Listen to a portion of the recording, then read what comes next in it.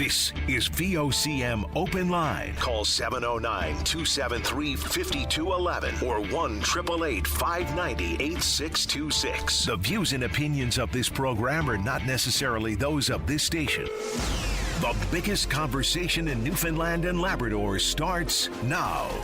Here's VOCM Open Line host Paddy Daly. Well, all right, and good morning to you. Thank you so much for tuning into the program. It's Friday, January the 26th. This is Open Line. I'm your host, Paddy Daly, and David Williams.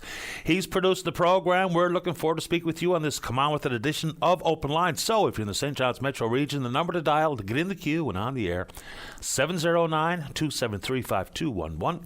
Elsewhere, it's toll-free long distance 1-888-590-VOCM, which is 86. 26. Well, what a night for the Growlers on the road down in Norfolk, where they had a hard time with the Admirals last week, but they popped off 5 power play goals in 5 attempts to get a 7-4 victory. Jackson Berezowski matched the franchise record with a 5-point night, 2 goals and 3 assists. So, good game for the Growlers on the road. No kidding.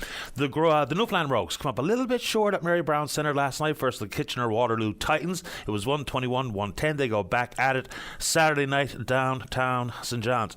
And check in on the Briar and the Scotties playdowns happening at the Remax Centre. Busy spot this week. So, tight at the top on the men's side. Team Smith and Team McNeil-Lambswood are both 5-1, followed close behind by Team Young at 4-1, and then the rest of the field. And on the women's side, Team Stacey Curtis. They're 2 wins, 0 losses early on in the Scotties playdown. I mentioned there the other day that there was a historic night for the Boston College Eagles and Abbey Newhook when they played in the old Boston Garden, the TD Garden, in the Beanpot against Harvard in a 2-2 tie. Now on the professional women's side, they've had some pretty good attendance numbers, and maybe for some, surprisingly so. Big opportunity for Maggie Connors and Toronto when they play Montreal on February 16th. They're going to be playing at the Scotiabank Centre, the home of the Raptors and the Toronto Maple Leafs. So opportunity to set a attendance record, of course, 19,000 seats in the Scotiabank Centre. Ottawa attracted 8,318 fans for its January 2nd opener at TD Place. Minnesota had 13,316 people go through their turnstiles January the 6th at the XL Centre, and maybe, just maybe, that record will be obliterated on the 16th when Toronto takes on Montreal in what they're calling the Battle on Bay Street. Okay. And good to see Alex Newhook back on the ice. So he suffered that high ankle sprain back in November. They're targeting February the 10th for him to be back in game action, but it's good to see him out there twirling around, and hopefully there is no interruption to his continued rehab. Historic day when we talk about Olympic medals. It was 100 years ago today the first ever Olympic gold medal was won in a winter sport. American speed skater Charles Dutroux won the 500-meter speed skating event 44 seconds at the Chamonix Games in France. He grew up around Lake Placid, and he recounts his duel with Charles Gorman, a Canadian. So unlike today where you have to go through various rounds to be in the medal round, then they just had pairs take off against each other, and whoever had the lowest time throughout the entire competition simply won the gold medal. So, let's see here. This is a quote coming from Mr. Dutroux talking about his battle with Gorman. I was always great on the starts, but Gorman got the jump on me. He was going like a cyclone. I was in the outside lane, and I knew we had to change lanes somewhere down the line. I hadn't watched any heats before ours, so I couldn't figure out how it would happen, but somehow it did, and after we changed, I was ahead.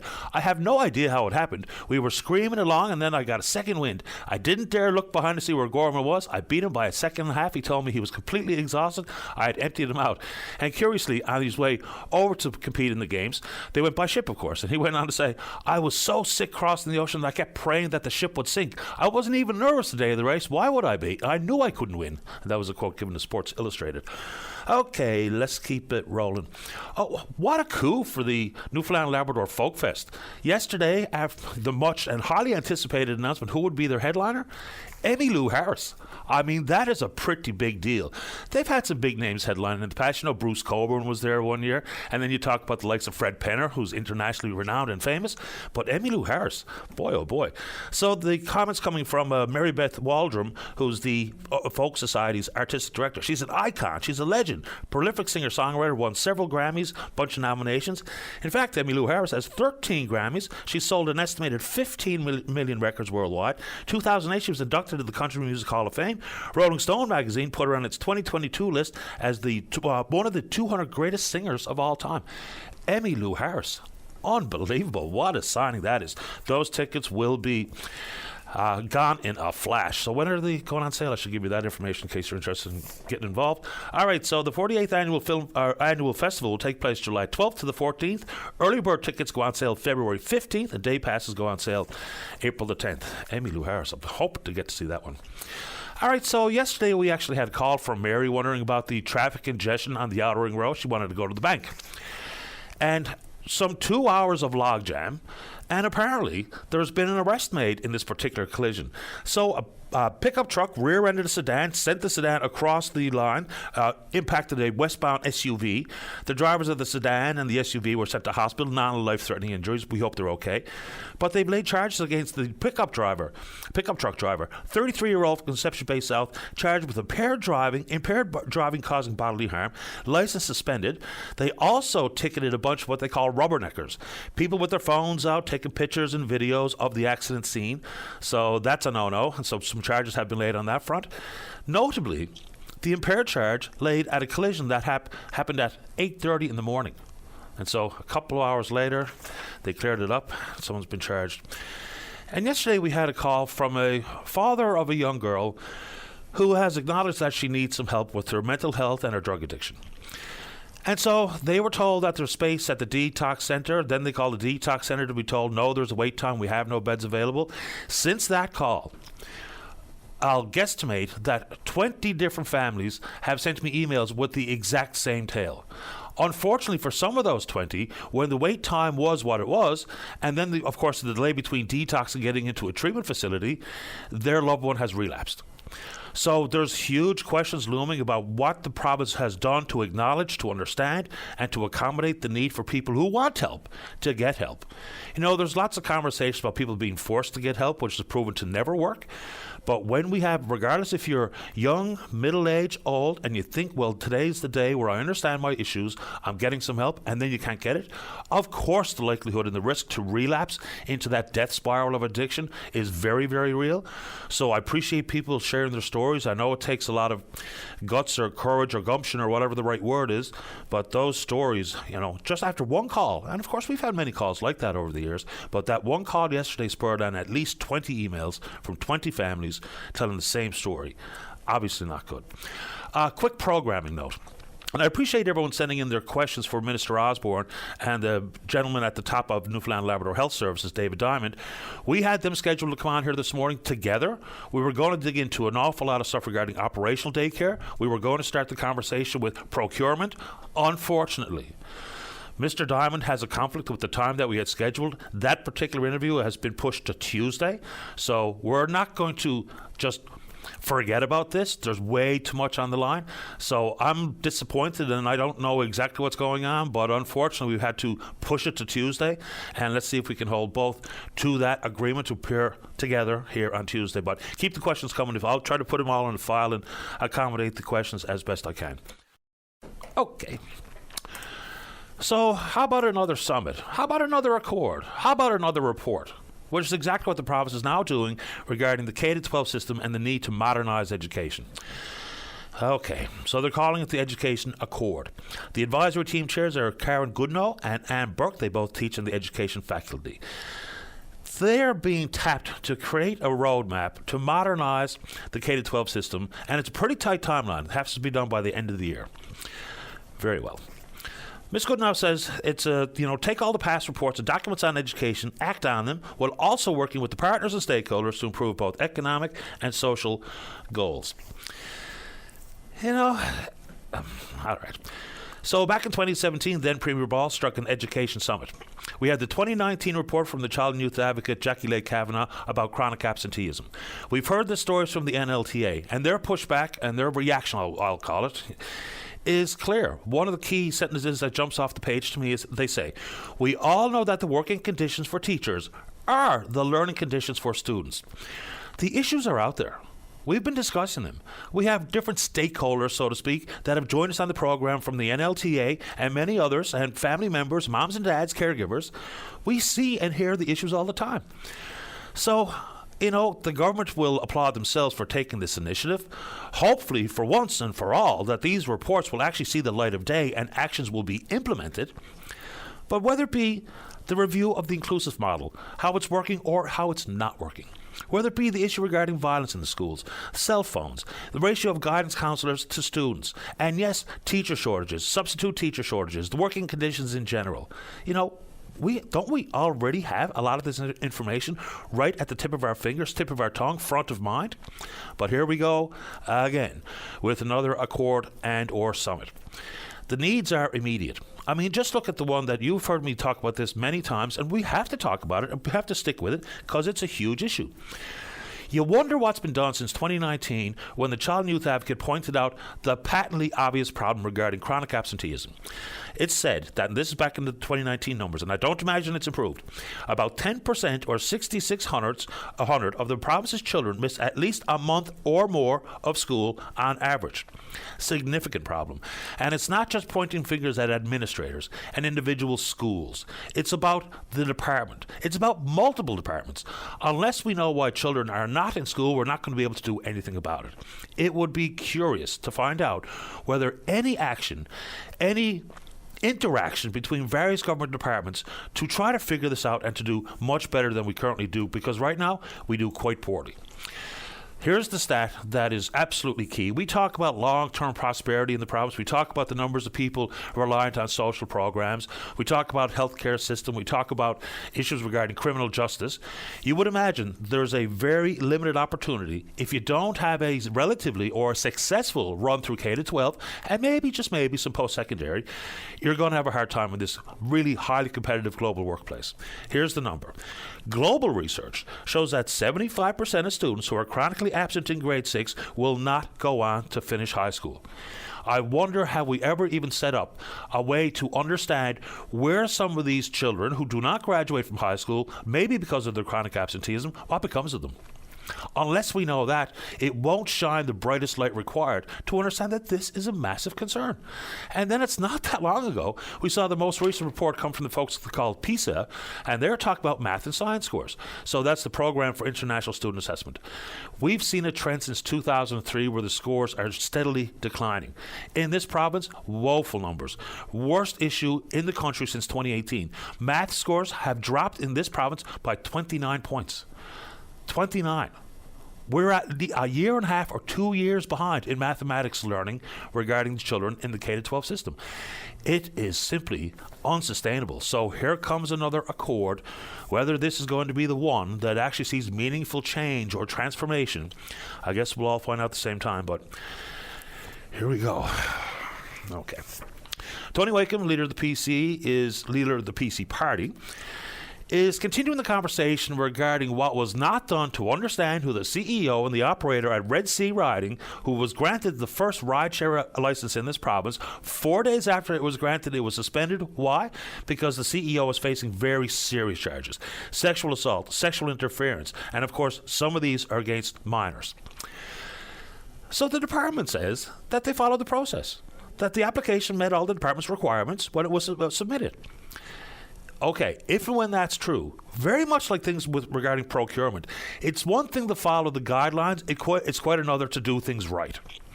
If that's the process, then the process is flawed, and we have to change the process before we evaluate any other applications for things like involvement with the general public. So the regulations state that drivers must submit criminal record checks to their employers. Employers must provide proof to the province that all the drivers have been checked. There's nothing to state that the company's owner or CEO has to submit similar documentation about themselves. Let's change that. Why don't we just change that to be a bit more comprehensive in our vetting or evaluation of who's doing business with the government? Anyway, so Mr. Wakeham wants a few more answers on that. And Minister Studley, I know she was on the show while I was away there a couple of weeks ago, but there's still more to learn about this issue and many others that fall under digital government and Service NL. So if that's the process, let's fix the process. Okay, a couple of quickies before we get to you. How are we doing on the phone there, Dave? I can't see Dave. Anyway, let's keep going. So lots of talk about hydrogen in this province and around the world. And of course, we can talk about the looming deadline for the province to give the green light to one or more of the onshore hydrogen to wind to hydrogen and ammonia for export for power. We still don't have a firm understanding about their interaction with the grid. But an interesting story that's unfolding here in this country. So there's a fellow named Denis Briere.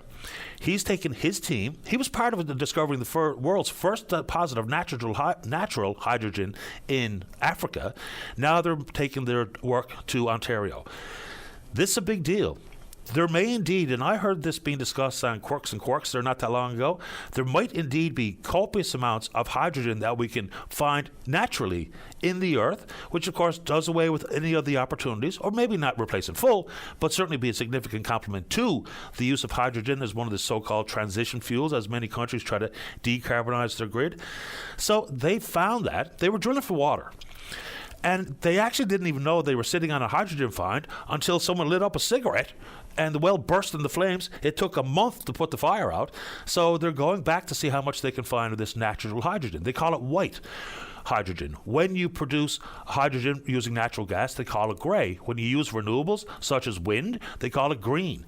Although it's much more expensive to create that green hydrogen. So we'll see with Mr. Briere. I'd like to speak with that guy. He's a petrophysicist. But I think there's always been a lot of ballyhoo about hydrogen. Whether or not it's going to be utilized the way the world is talking about at this moment in time remains to be seen. And for those of you interested in the onshore projects that are currently in play, some 5 of them, 4 of them put forward by the provincial government, and of course Pattern Energy at the Port of Argentia, who they'll be utilizing their own land, consequently not required that level of oversight quite yet by the provincial government. And we're also wondering, when the regulations will be finalized for the potential for offshore wind. Apparently there's people kicking the tires and approaching the province, I guess in strong numbers, to look at the potential for that particular offshore power. Anyway, let's keep going very quickly before we get to your calls. So we have talked about this in the last couple of days. Some people were dismayed, some were quite pleased when Ken McDonald, the Liberal MP for Avalon, was calling for a leadership review.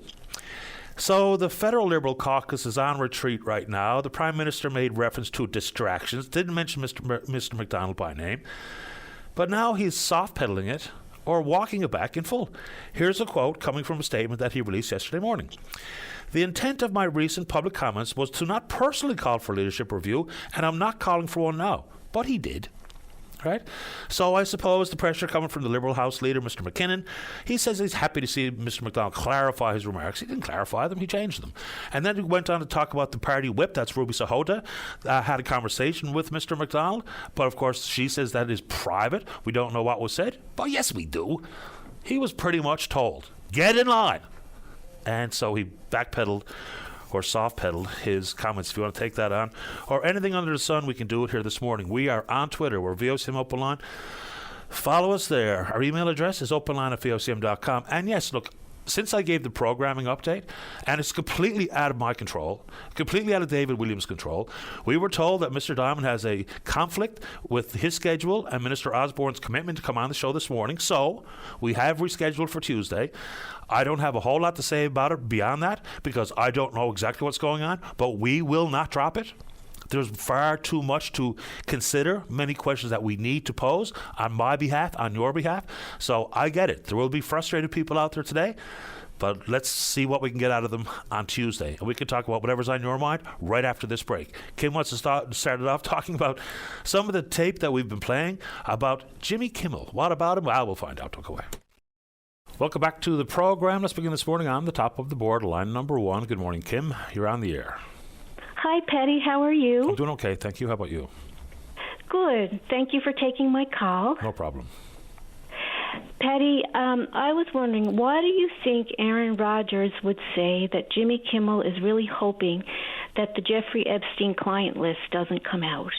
Well, many of the names on the list have been made public, and I think because Mr. Kimmel had taken repeated swats at Aaron Rodgers given his stance on the COVID vaccine, that they already had a built-in rivalry or argument or fight ongoing. So when the news broke that the Epstein list will be released, of course, Rodgers took that opportunity on a program called The Pat McAfee Show on ESPN to say what he said about Kimmel and the Epstein list, and of course Kimmel's name was not on it. There's been some back and forth. McAfee's not having Rodgers on any longer. He used to have him on every Tuesday. So I think it's simply because Kimmel was taking swings at Rodgers about the COVID vaccine.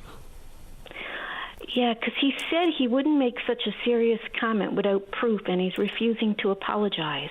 Yeah, he's a strange bird to begin with, Aaron Rodgers. So if he had proof, he would have released it by now, but of course he doesn't have any. He just shut his mouth off, I think. could it have to do with the video Jimmy Kimmel made with Tom Hanks and Ron Howard? Have you seen it? I'm not familiar with it. I'm not sure what you're referring to. The video is called Toddlers and Tiaras with Tom Hanks, and it can be found on YouTube. The video features Tom Hanks and his daughter Sophie. She's 6 at the time, and he's coaching her to enter the Miss Ultimate Sexy Baby Nevada pageant. Okay. And in the video, he's teaching her how to walk sexy and denies her a cookie because of a swimsuit competition. When she arrives at the pageant, she dances to the song by the band Poison called Talk Dirty to Me. She dances to the lyrics, I know you like it too, the way that I want you. And she ends her routine with shouting, Talk dirty to me. So are you suggesting that these gentlemen are pedophiles or something? Well, I'm just saying what I've seen. And Jimmy Kimmel is sitting in the audience with a child contestant next to him, his hands in prayer position as they are about to announce the winner of the Ultimate Sexy Baby pageant. Ron Howard and his child Rhonda win the contest. How is this not disturbing?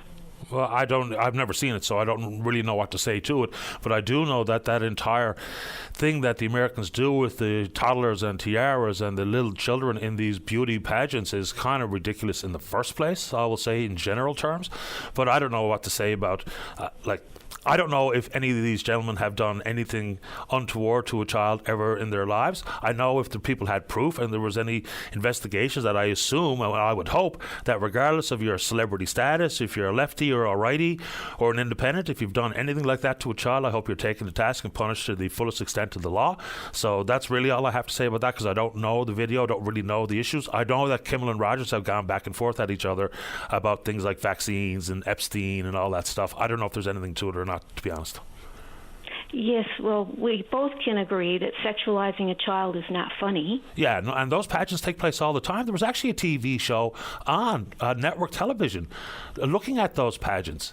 I mean, it's pretty weird stuff, and I don't understand how parents want to have their child engaged in that type of competition at that tender age, period, regardless of who the parent is. Me either. And the reason I called, too, which prompted me to call today, was that yesterday on NTV's First Edition with Toni Marie Wiseman, she covered 2 abuse stories and a conversation with Dr. Janine Hubbard about appropriate content and disturbing content for children. Then they promote Jimmy Kimmel. And in that skit, he's surrounded by 5- and 6-year-olds. I think the good people of Dildo should see this video and decide if they want to continue to have Jimmy Kimmel as their honorary mayor. Okay, I'll leave that up to them. Anything else, Kim? Well, Patty, I think there's something to see here, and it's concerning and disturbing. And I think Aaron Rodgers is trying to let people know who Jimmy Kimmel is and what he's up to. I don't know if Aaron Rodgers knows the first thing about Jimmy Kimmel. I don't know. Well, it's serious accusations, and he said himself that Jimmy Kimmel thinks he's stupid, but he would not, without concrete evidence, make such an accusation. And if he was on a flight to Epstein Island, that's where people paid to rape minors. Yes, I know. And everyone who did anything on Epstein Island or anywhere else on the face of the earth to a child sexually should be punished. I don't care who they are. And I don't care if they're the biggest celebrities in the world. I don't care if they're current or former presidents. I don't care if they're Democrats, Republicans, Liberals, Conservatives, NDPers, Communists, Socialists. I don't care. If they've done anything like that, I would be entirely in support of maximum punishment for anyone who's done anything of the like. That's my final thought on that particular issue, and I appreciate the call. Yes, and just one more thing, Patty. I think that Jimmy Kimmel is mocking the town of Dildo because of the modern meaning that is attached to the word dildo. That's part of it. Yes, and I don't think that's right. I think that people of Dildo and the province of Newfoundland deserve better.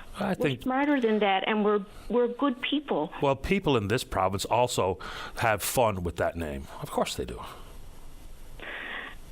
But when there's serious accusations about somebody, about hurting a child, something should be looked into and acted upon. I'll leave that up to the authorities. Thanks for the call, Kim.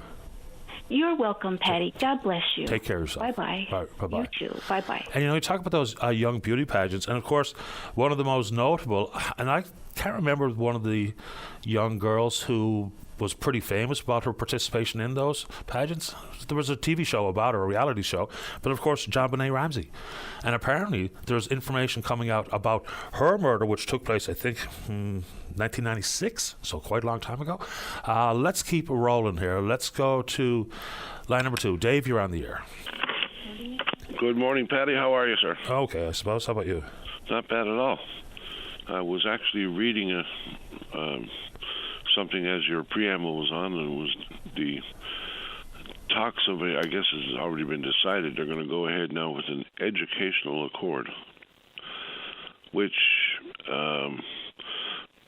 makes me first of all ask the question, why do we need to do such things again?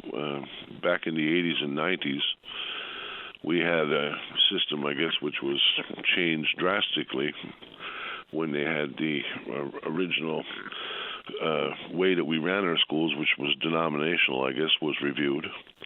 They had a royal commission that was put together, looked at all aspects of education, and came up with a plan for how to best, I guess, replace denominational systems with a non-denominational system.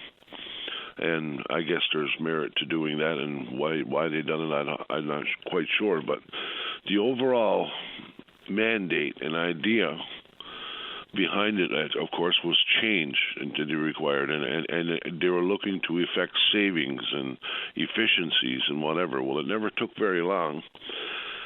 After we started eliminating all of the different regional school boards that existed before they were gone, and we were down to just a couple, and then that eventually just came down to the one, being the NLESD. Over that time, regions lost any real direct daily contact with their school system.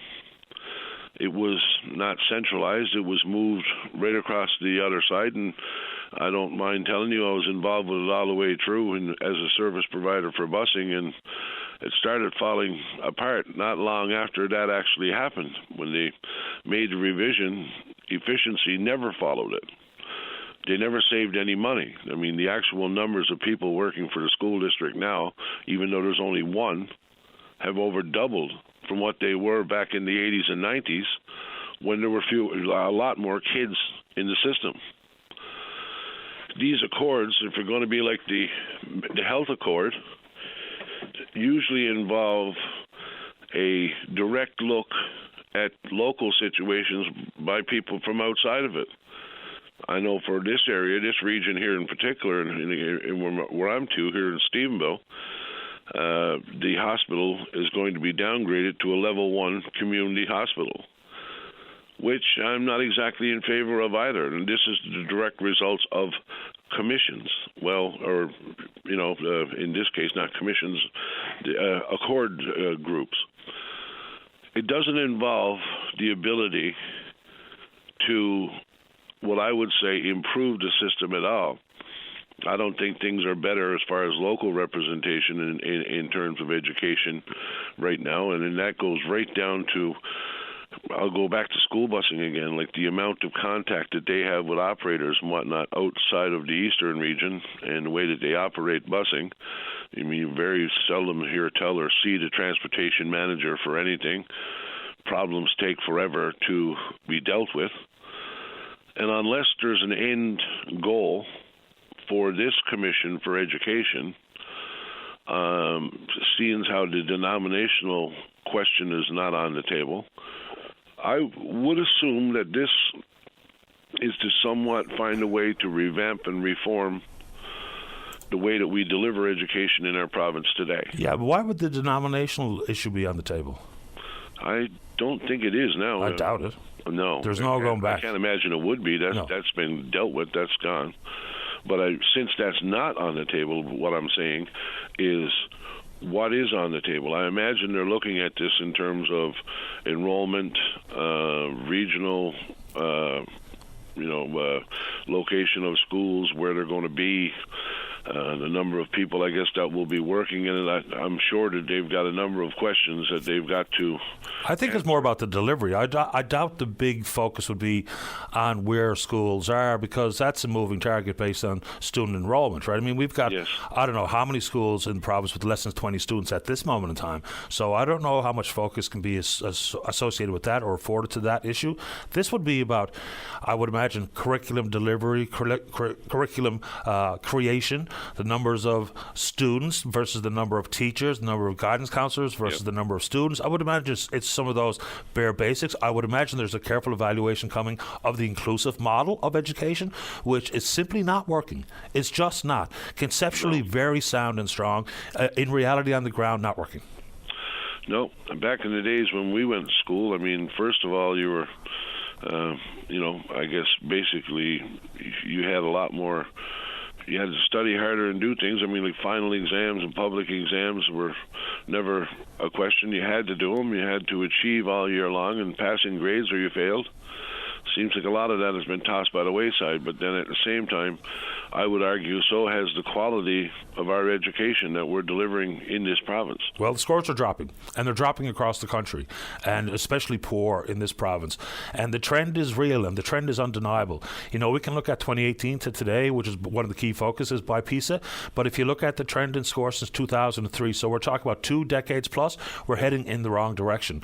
Is that a result of how we moved away from standardized testing? I don't know. I mean, I'm not an educator, but there's something to the fact that not everyone can regurgitate what they learned on exam day. I get it. If we've put too much percentage of your overall mark onto one exam, maybe, just maybe, we're not doing the right thing or the most appropriate or the best way to evaluate where a student is. But moving away from it in full and taking away any pressures associated with deadlines and work that you have to submit to your teacher, I think we're kind of kid-gloving issues where, in fact, you don't have to be walking the roads getting punched in the arm. You don't have to be doling out the strap and corporal punishment. You don't have to be overall mean to children, but there also has to be some real structure. There also has to be some accountability and consequence, and that doesn't mean we're going to throw someone in the gulag for failing their math test, but we just maybe need to be a little bit more focused on structure and outcomes than we currently are. Now, again, I'll leave it to educators to talk about their lived work experience, about where the system is broken, where the gaps exist. I think we've had a lot of these conversations on this program for many, many years, but this accord really just feels a little bit like a can kick to me. It just really, truly does. I'll give you the final thoughts, Dave, before I have to go. Well, I got to agree with everything that you just said and how you so eloquently put it. There's kind of no doubt. I'm not saying that there isn't some form of revision or improvement needed in the educational system, but it's got to involve people from within the system that are aware of the problems and I guess how to fix them with, not just fire another bunch of bodies at it and another bunch of salaries to have to pay or whatever, but some true, I guess, based on facts and grassroots improvements, maybe a comparison to some other area where things are working better, but obviously something does need to be done, but I'm not 100% sure if you can rely upon the suggestions of these accords in total either, because when I look at the health accord and I look at some of the decisions that are going to be made for us based upon an outside view, because there was not many people involved. I attended every one of the Zoom conferences and the town halls that they had for the health accord. I don't think I heard tell of anybody from our region actually online at any of them. So the input's got to come from the region in the area as well, and I guess there's going to be some hard decisions made as to where schools are located, or if they're going to be in local communities, or kids are going to be bused. I think those things can be worked out fairly easily, but when it comes down to the curriculum, the way that we're having our kids, missing school as much as they do, and blah, blah, blah, and no testing, I just fear the end result of that one. Appreciate the time, Dave. Thanks, buddy. Take care. Bye-bye. All right, let's take a break. When we come back, we're going to talk about the Educational Accord and some healthcare vacancy numbers that have been revealed in the recent past. And then we're going to speak with a gentleman named David Magley. He's the president of the Basketball League. Don't go away. Saturday morning, join us for the Irish Newfoundland Show. Send your request to irishnl@vocm.com or submit them online at vocm.com. Welcome back to the show. Let's go line number 6. Say good morning to the NDP member for St. John Centre. He's the leader of the party. That's Jim Dinn. Jim, you're on the air. Good morning, Patty. How are you? Not too bad, thank you. How about you? And not too bad. Thank you for having me on. I just want to begin my comments today. I want to talk about two things: education and the vacancies in the health care system. But I just want to start by reading a few recommendations and conclusions from a 2004 report by Dr. Dave Diven, entitled "It's About Time" report on the impact of workload on teachers and students. And it talks about the need for a minimum of 180 minutes of preparation time per week. It concludes that given the turbulent nature of schools today, that was 2004, where there are tremendous demands placed on teachers, mandatory supervision is no longer reasonable. In fact, it's an extremely poor use of professional time. And based on research evidence that class size reductions, less than 20 students, are effective in both reducing teachers' workload and increasing student achievement, particularly in the primary levels, this is a sensible strategy for improving the education system for both teachers and students. Class composition is another factor that needs to be taken into consideration when students are being assigned to classes. If any of this sounds familiar, it should, because I guess what I'm looking at, we have yet another announcement on now an education accord and to reimagine education, and yet I can't help but think, that this is another delay or avoidance tactic from addressing the issues that were identified way back in 2004 and have been identified since. We have we're still waiting for the recommendations of the teacher allocation review committee to be implemented. We couldn't speak to it in the House beforehand when it was in place because the committee was doing its work. We couldn't speak to it after. Well, that's part of a collective bargaining.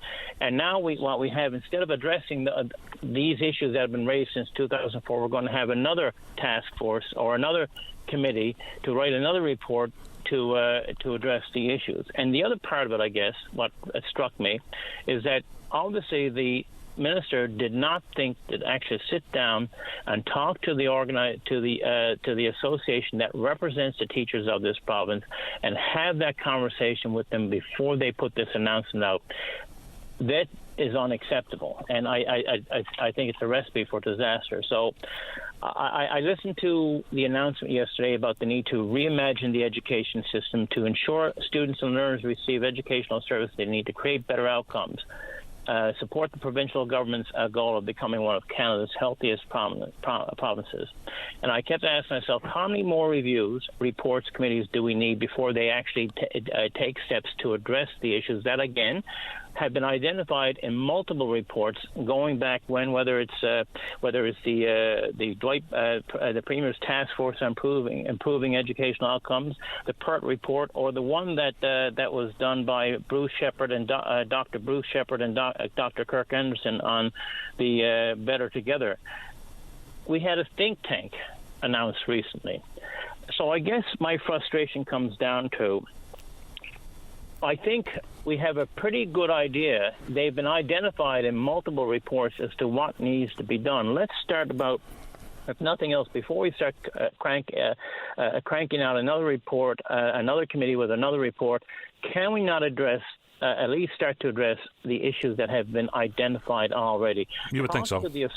I would talk to the people, and I can tell you, in my career, I could see that the change, once you brought the whole resourcing of inclusive education to make it work. The fact that we've got children who could be newcomer children who need supports, not only in language but also any educational deficits that they may have. We're talking about children coming from families where they may not have the supports at home that they need. So there are plenty of things you can do if you want to improve educational outcomes. Address to me the teacher allocation, make allocation based on needs, address poverty and mental health, you'll start to see the difference.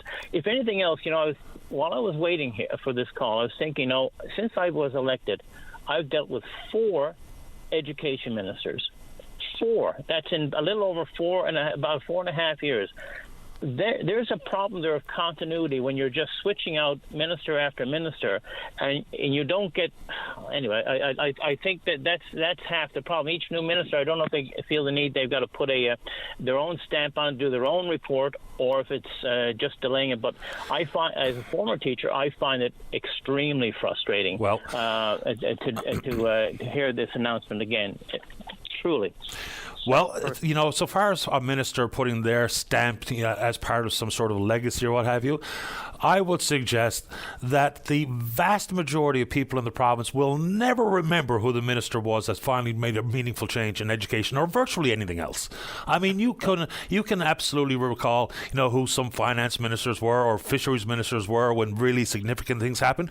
But incremental change inside of education is going to be hard to, hang your hat on that for the long-term so-called legacy piece, and I don't think people really care. We just need things to work properly. If they just paid attention, and I think it's 15 or 16 months since the recommendations came forward from the Teacher Allocation Review Committee, if that and the associated class size and composition, if only those things were adhered to based on the recommendations, the system would change meaningfully in a positive way right away. So then you can pick away at some of the other issues, whether it be inside of chronic absenteeism and violence and poverty and mental health. But if you get it right in the classroom to begin with, some of those issues get addressed organically. So it's time to move on some of these things. And again, I don't care who gets credit for one thing or another, which party, which politician, which minister.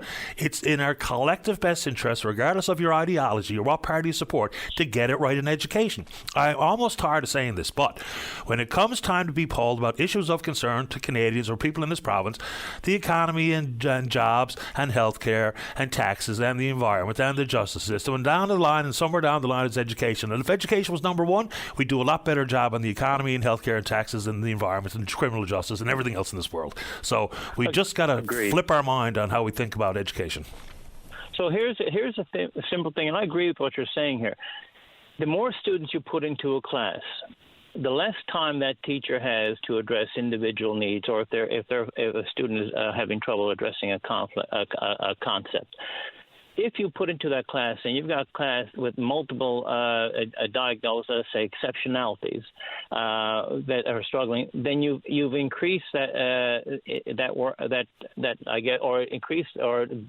the amount of time a teacher has to spend with students. I've been in classes, and I'm thinking primary grades especially here, where they've had small class sizes, 10, and I've been visited classrooms where they've had a larger. There's a larger number. There's a huge difference in the ability of teachers to address behavioral concerns, academic needs, and so on and so forth. This is not rocket science. This is straightforward. There's you have the childcare centers that have a much lower ratio than what's in the public school system. So I think, Patty, you're right. Move on this. Address the other issues at the home, so that all families have and children have a level playing field as possible. But I think right out the bat, it's been identified for decades, since 2004, 20 years ago. What's the holdup here? It's like I don't know how many times that message has to be put forward before the government finally says that's basic. It may not be exciting, but that to me is basic stuff, and will go far to address the issues, especially as they become more complex. I wish that politics wasn't exciting. I wish politics wasn't made exciting on purpose by politicians, because the boring work, the grunt work, the behind the scenes grueling work work is what makes things work. It's not the sound bites and the glitzy I almost cursed then. The glitzy nonsense they get on with on the floor of whether it be Parliament and or the legislatures across the country. It's not about sound bites. It's about doing the hard work. So let's take the excitement out of politics. Let's make it as boring as possible, and hopefully politicians can recognize that. You know, the boring people that get things done, they're the people I admire. The folks who, you know, come up with one-liners with their PR teams, they kind of bore me, to be honest with you. So I want to be bored in a good fashion. I don't want to be eye-rolled. Jim, I got to get to the break, but I appreciate the time. Thank you very much. Take care. Bye-bye. I mean, aren't we all collectively sick of having to roll our eyes at this stuff all the time? Right? Let's get the boring work done. Let's make meaningful change. And yes, you can take some political credit as you campaign, but it's just non-stop. Let's take a break. Don't go anywhere. David Magley's right after this. Don't go away. Welcome back to the program. Let's go to line number one. Saying good morning to the president of the Basketball League. That's David Magley. Good morning, David. You're on the air. Hey, Patty. Thanks for having me. Happy to have you on the show. So, talk about growing up and playing ball in some of the hotbeds of the sports in the United States. Played your high school ball at LaSalle, which is in South Bend, Indiana. Played your college ball at Kansas as a Jayhawk. Second round pick, 28th overall by the Cleveland Cavaliers in 1982. So, you've been in some of these real hot spots for basketball in the United States. Incredible. Yeah, I was fortunate. Indiana, the 15 largest high school gyms in the world, 14 are in Indiana. Dr. Naismith famously said that basketball might have been born in Massachusetts, but it was raised in Indiana because that's all we have to do. We're small markets, and it's just they're not even big enough schools to have a lot of good football teams. So instead, basketball grew up there, and it just became a big thing. I was fortunate to play at Kansas and have a cup of coffee in the NBA and, you know, play at some great venues around the world. But more than that is I really enjoy what we're doing today, which is building communities through basketball, watching this go. I was at the game last night, and I had several fans come up and said, "Man, you should have seen opening night. This place was packed. It was a great crowd, and they had a lot of fun." And that's what you see. If we do it well, what can happen? I think we're about to really see that happen here. Well, you got a good franchise here. You know, some pretty good horsepower driving. Tony Kenny and Coach Williams. So this looks like a very strong franchise for your league. David, I think there's a little bit of confusion about what league anybody plays in these days. So, you know, the Rogues started the Basketball Super League against the Jackals there on the 19th.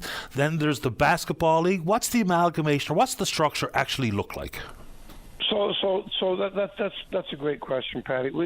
The Basketball League, TBL, and the Basketball Super League, BSL, are both owned by us. So our family, my wife is the CEO of both leagues. I'm the president of both leagues. The logic for having different leagues is kind of like a European level pro sports, like you would in soccer or in basketball over there, where they'll have Pro A and Pro B. It's often the size of the venue, which Mary Brown Center is big enough. It's the number of games, which Tony plays the most games of any of our teams, and it's the level of talent, the way we pay them. So for us, we wanted to have a separate league. That's where the Super League comes in. They happen to be all Canadian this year, where there's 6 Canadian BSL teams and there's 38 TBL teams. Next year, we think there'll be probably 12 BSL and even more TBL, and eventually there'll be 24 BSL and 64 TBL, and they'll be in both countries. It'll be a North American leagues, but it really is based on size of the market, opportunity, size of the venue, the number of games, what you want to pay the players, all that kind of stuff. And you know, Tony's belief is that, you know, St. John's and Newfoundland deserves to have the very best that we can. So the very best that we can produce is the Super League, and that's another level up. The level of players are really good.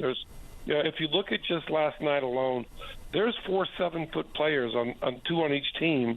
That doesn't exist very often in our TBL. I mean, we're typically 6'9", 6'10" is the biggest we get. We don't get 7-footers like that, and they have, you know, the Rogues have 2 7-footers, and that just starts to say the level of play has gone up, and but we still blend, since we're just starting the Super League, we blend TBL in so we could get the same number of games that you need here to make it a business. And the TBL teams are still very competitive, as you saw last week with Jamestown.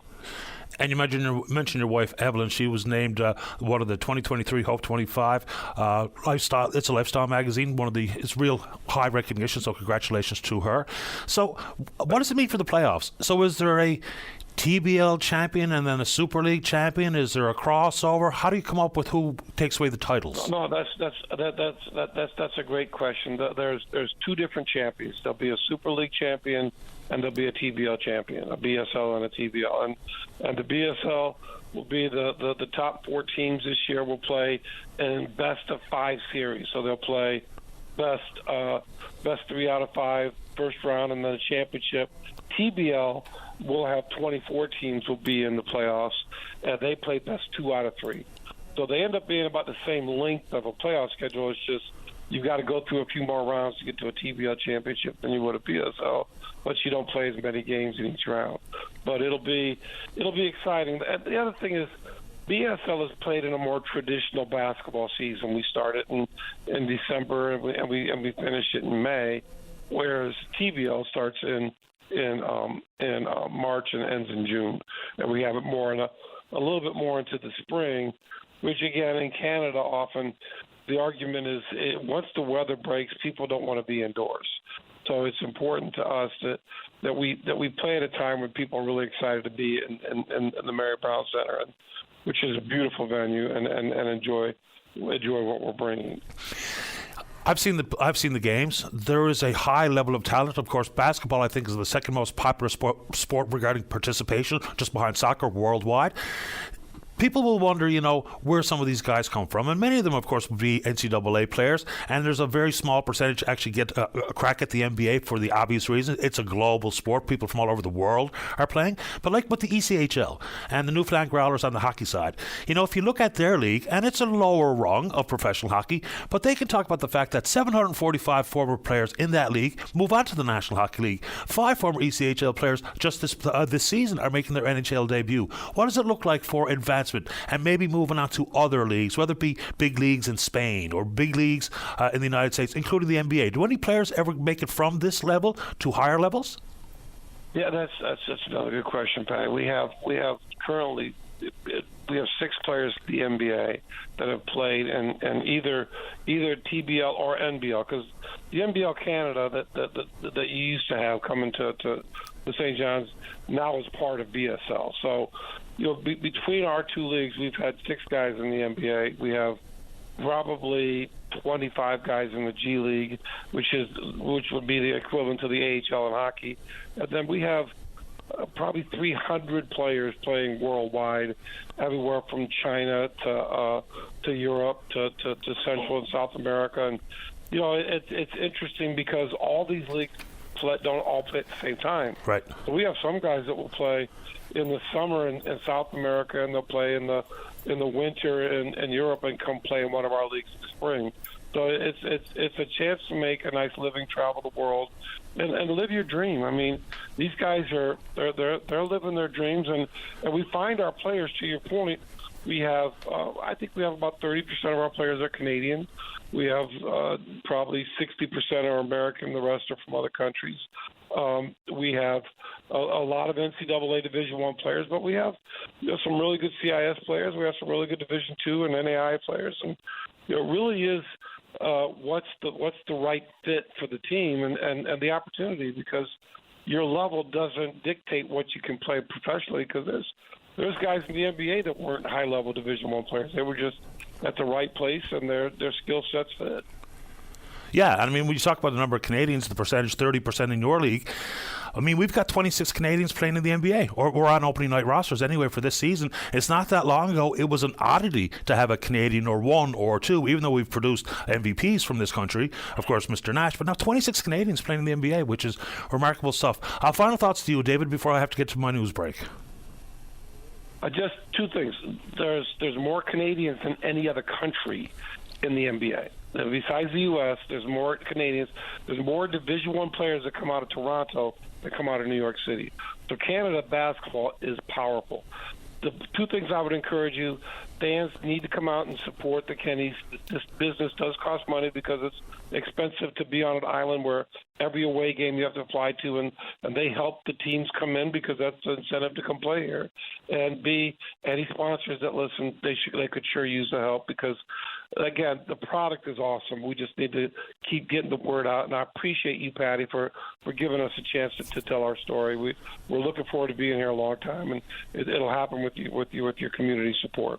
I appreciate your time this morning, David, and of course the Newfoundland Rogues back in action against the KW Titans Saturday night at Mary Brown Centre. Take good care of yourself. Stay in touch. Thanks, Patty. Take care. Bye-bye. David Magley, the president of the Basketball League. Okay, let's take a break. Don't go away. Every Saturday is perfect for a night at the cabin. The Cabin Party with Brian O'Connell. Saturday night starting at 7 p.m. on VOCM. Welcome back to the show. Let's go to line number 3. Sean, you're on the air. Good morning, Patty. How are you doing today? Doing okay. How you doing? Not too bad, not too bad. Well, I sent a few pictures of my home and at my area I live in Port aux Basques, referring to Fiona and the damage that we sustained. And right now, I feel myself and my area is kind of falling through the cracks of government and being talked to at least and find out what's our next step ahead. When did you send in any photos? I don't think I've seen any this morning. No, not this morning. Yesterday, I sent some in yesterday. Okay. And January 11th, I think, was the first time I sent that picture. I resent them yesterday. Okay, while we're talking, I'll see if I can find them so I can put some visuals in my head here. And I apologize for not getting back to every email. It's just overwhelming as a one-man show trying to deal with the volume of email I get. But let's go. So describe what's going on with your property and what has or has not been done. Well, let's start from July last year. Now, actually, the provincial government got in contact with me referring to my claim for assistance, Fiona disaster assistance, and that wasn't complete because of my insurance. They couldn't get the paperwork. I couldn't get the paperwork for my insurance. And the government said, well, we can intervene for you if you like. And so I gave them the contact information. And a week later, they had the insurance forms from my insurance provider.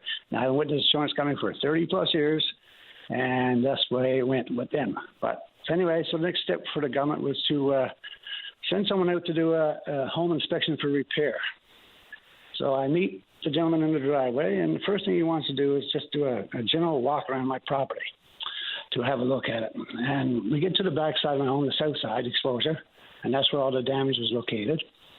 And he stands up and he's looking at my house and looking at my land and that and the water edge. And then he looks at my neighbors and he's doing the same thing, looking at his water edge and that. And then he turns to me and he says, your house and that house should be gone. He said, you guys are on the water. And at the time I said, well, I don't know. And he said, I've done a lot of inspections in here the last 4 or 5 months. He said, you're on the water. I said, yeah. I said, but the government has not even come and look at us. He said, well, I got no input who keeps her home or loses her home. He said, but you're on the water. I said, yeah, I know. I understand that. Now, Patty, this is the first time that somebody actually come and looked at our house, done a visual inspection on our property, and that's the first thing he said to me. Now, he was there for 3 hours that day taking pictures and measurements and taking notes down. And at the end of it, it was kind of funny in a way because I guess you got to have a bit of fun with this, but he was taking pictures, and I went out with him, and I had to remind him because there was a sewage outfalls. My neighbours, right outside my neighbour's house, was destroyed from Fiona, and that's just going out on the beach there. My sewage actually is going into a lagoon in my backyard, so that's pretty nice too as well. But so he's taking pictures. I go with him. We go around the house, and we get on the north side of the property, and he laughs. He said, I have a program back in my office that I'm going to input these pictures into, and they'll give me pretty much the actual size of your home. I said, okay, that's big. But he says, I have to be at least 30 feet from your home to take them. And then I laughed with him. I said, you're going to get wet. I said, that's deep water there. So he does his job and he leaves. And then a couple of weeks later, I guess the supervisor in this company comes out and he wants to sign some paperwork. And he shows up, and I take him around the property as well, and he's taking a couple of pictures. And when we get to the backside again, the south side, I asked him what the government's going to do for me with my seawalls and all my property that's gone. And he looked at me and said, well, they don't do landscaping. So I guess I gave him a little bit of a look, and then he took his time, and he actually looked around the property, and then he looked at me and he said, well, in your case, there might be special circumstances. And I just said, well, I hope so, because, I mean, that land is actually my protection as well, my seawalls, of course. So he went back and he done up the paperwork and he sent it into St. John's. I don't know what was entailed there for that company. And then I get a call in January, and it's the government saying that they have my claim process. I said, okay, that's great. So she explained to me I can get 100% of the claim if I get a contractor, or I can take 70% of the claim and do the work myself. So I asked her, so what are we talking about for funds? And she explained to me how much money it was. And to myself, I thought, well, that's not very much money. So I asked her what specifically was this money for. And she said, to put your deck back on your home. I said, well, that's all right. I said, but I have no land. My land is gone. Oh, she said, well, I'm going to have to talk to my supervisor concerning that. I said, but in the meantime, I said, you had a contractor company come out and do the inspection of the house and that, and you don't have any pictures or any written up on that? She said, no. And then she said, can you send us some pictures? So I sent some pictures in. And she was going to give me a call back the following morning. Well, I haven't heard anything. That was probably January the 7th or 6th. I'm not sure what it was. But so that's what's going on now with the house, but where we're at for repairs, I guess. And I mean, we're not talking about, got to give people time, give government time. Fiona made landfall in Portabass September the 24th of 2022. I mean, ample time has followed. The individual cases are really quite troubling. I can only imagine how it feels for you as the property owner.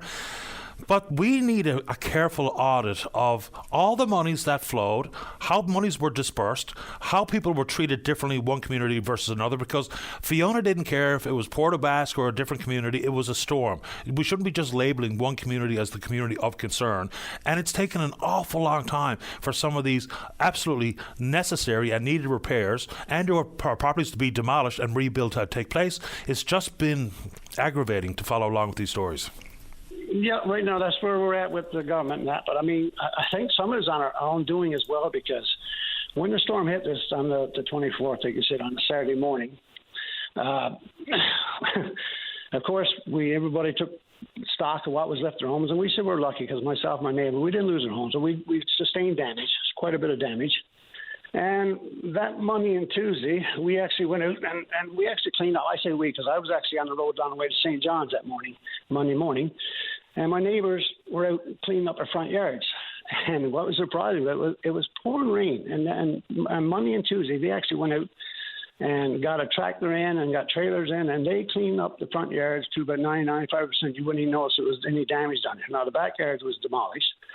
And that kind of goes back towards an article. Brianna Goss, she came in and done an interview with myself, my brother, and aunt and uncle. And before she published the article on CBC News in September last year, the anniversary of the storm, she actually went to Minister Parsons and gave him an opportunity to, I guess, do a rebuttal on it before she published it. And in my regards, because I'm not losing my home, so in my regards, he said that they had a drone out, and the drone flew over and took videos of all the areas and the debris fields of what they were concentrating onto.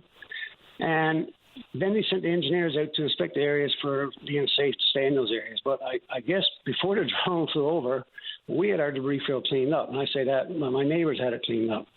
So, I mean, that's one point that's kind of misleading, I guess, in a way. And then during the week there, before the storm had hit, there was a couple. They had just started to build a brand new home right outside the water. Now, if you had the pictures, you can see the home there, one of my pictures. And it was a beautiful home, and they had it to the basement. And then the storm hit, and of course, we didn't know at the time, but the couple did go down to the town hall, and I don't know, they talked to them and asked if they can keep building, and the town hall said yes. So we're in a state of emergency. There's houses gone in the bay that I live into. We have millions and millions of dollars infrastructure on our roadway across the bay here.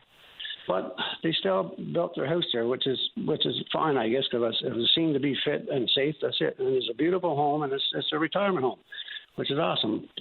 And then the same week, right after the storm, we're out mulling around the properties, and a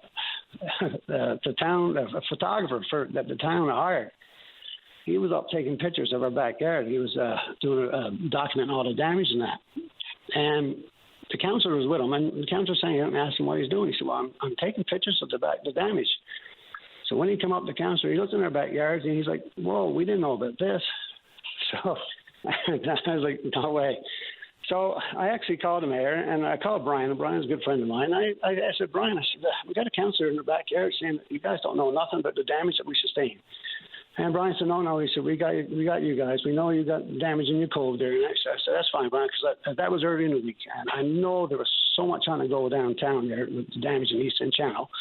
I said, as long as you got us, Brian, I'm happy with that, right? So I think we kind of got looked over as time went on, and everybody's trying to move on with it, but we're still living with it, right? We're still in that position that, like I said, I got a lagoon in my backyard that's just, I don't even want to talk about it. It's disgusting is what it is. So sounds like it.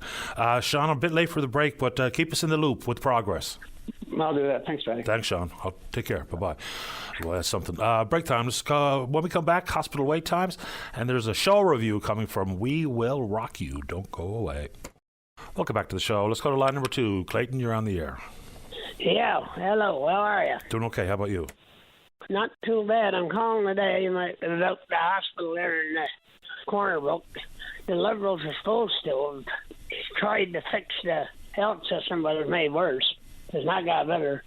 My buddy went in the other night. He had to get an ambulance from there, a senior.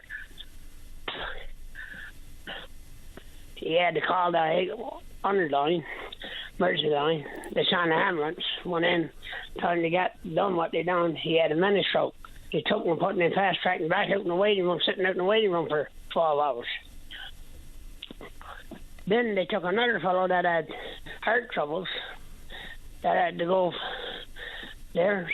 He had to go for x-rays to put evac out there.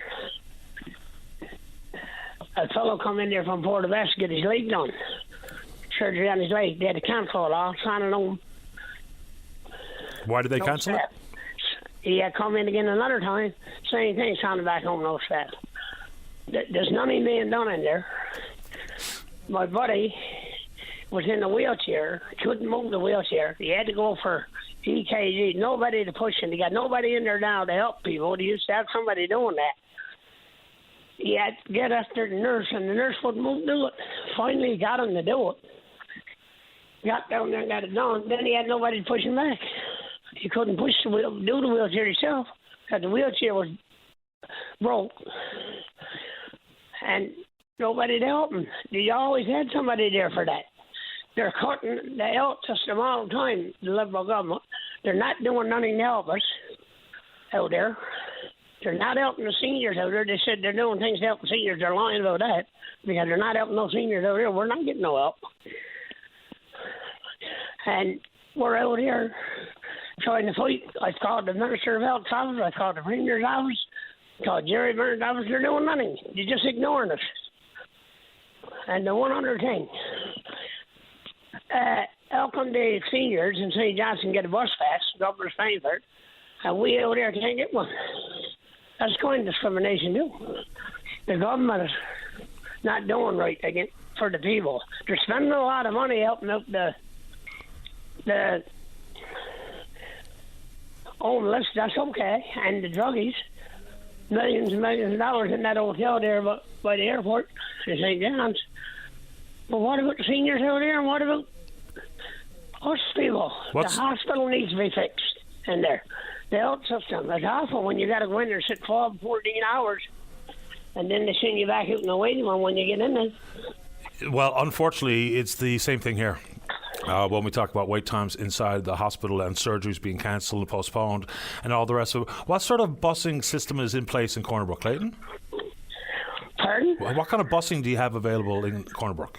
Oh, we got the bus system here. We got Mercy's got the bus system here. So that's what I was going to ask. So it's a private company does the busing? They're doing it. They contract it to the city. Yeah, okay. Yeah. And they're in there, to see the doctor. People were leaving. My buddy was sitting there for 12 hours. He and another fellow. He watched 10 people leave, get up, and people cursing and swearing because of what's going on there. They can't, there's got to be something done. It's time that Furry don't want to do nothing. If he don't want to try to fix this system, why don't he get out of there? Let somebody else in there that might want to fix it. Because it's got to be fixed. There's too many people. getting hurt, going in there, leaving and going home, can't see a doctor. The problem there is a lot of people got in their doctor and they got no choice but to go there. Yeah, province-wide problem, unfortunately, for a lot of people. We don't know what the real number is or the accurate number. The government will tell us somewhere around 50,000 people without a family doctor. The NLMA, the Medical Association, said it's more like 136,000, so there's a long way between those two numbers. I hope you're doing okay, Clayton. I appreciate the time. Anything else quickly? Yeah, I hope they're going to start doing something about it, because seniors need help in the cottages, because the cottages is not good either.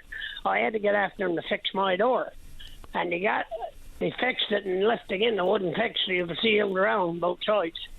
They come back finally. They done a good job this time. They got her all fixed as good this time. Glad to hear it. Yeah, and they need some work done with these cottages here, because seniors is very important there. And it got to be done. Understood. I found some money. You can find it for everything else. Find some money and put there for those people to do the work on these cottages. Who owns the cottages? What is that in reference to? Western Hill. Okay. Rhonda. I appreciate the time, Clayton. You take care. They're not helping the seniors. Understood. They're over there. We need help too. Of course you do, and I appreciate your time, and I hope you get it. I'm glad they did a good job second time around. Yeah, okay. Thanks, Fatty, and you have a good day. You too, sir. All the best. Bye. All right, bye-bye. All right, let's see if we get a quick review of the, I don't know what we're going to get here, but the NSO's We Will Rock You. Good morning, Margot. You're on the air. Thanks, Patty, for taking my call. I want to send a virtual bouquet to each and every one who provided with a whole... Oh my gosh! It was a week's worth of entertainment last night in 2 hours, which flew by actually. And Kellyanne Evans,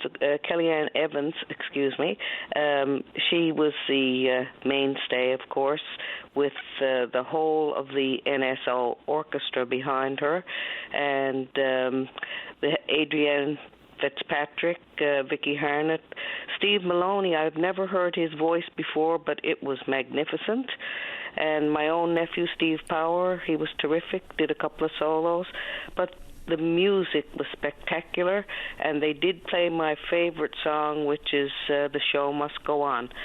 And if Freddie Mercury were alive, he would be smiling, honest to goodness. It is a fantastic production, and there's 3 more shows, tonight, tomorrow night, and Sunday, and I urge anyone who can attend the Arts and Culture Centre to please do so, because it's magnificent, and I hope you're going to go, Paddy, because you will be rocked. I've been to several NSO performances. It's really a great night out. I mean, Kellyanne Evans is just a tour de force on stage. Terrific stuff. And your nephew, Steve, he's always great. And I'm surprised you never heard Steve Maloney before. He's a fabulous artist. Isn't he great? He's great. Honest to goodness. First time I've ever heard him. Actually, I was talking to my brother Len, and he said that Steve said he's got a voice that's out of this world. So that was his opinion.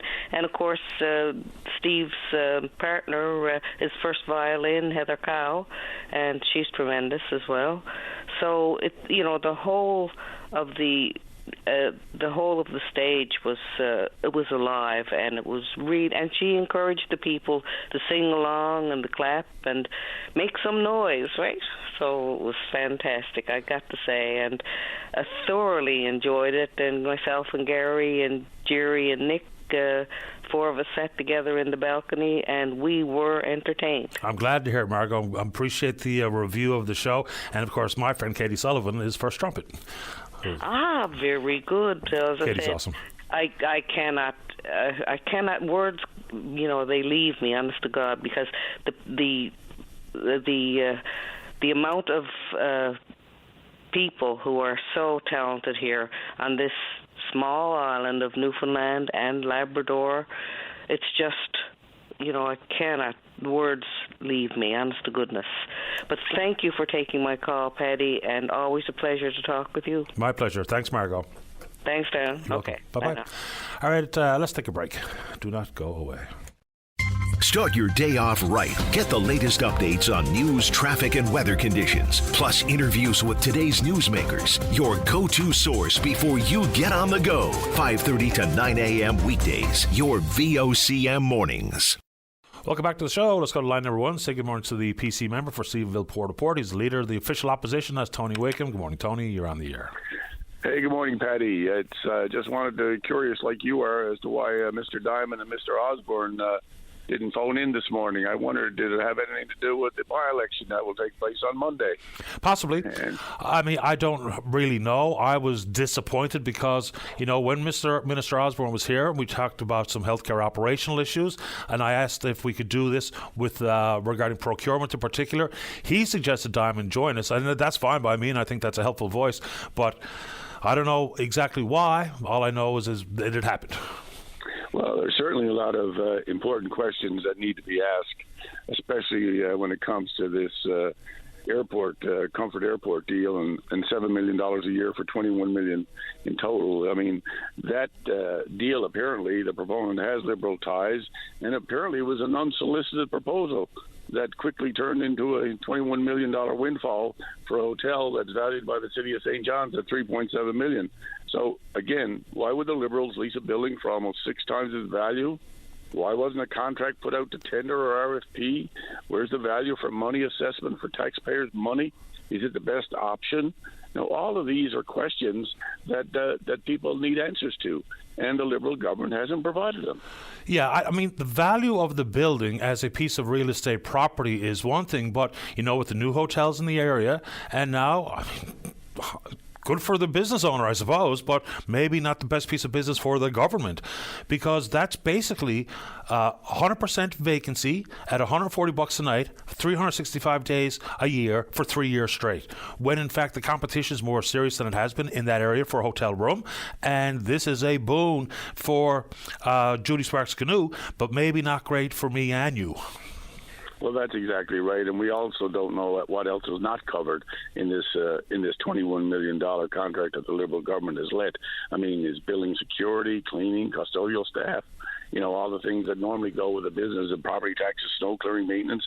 You know, what exactly are we getting for $21 million? Those are questions that people want answers to. And it's just a reflection of the fact that this Liberal government had no plan for housing.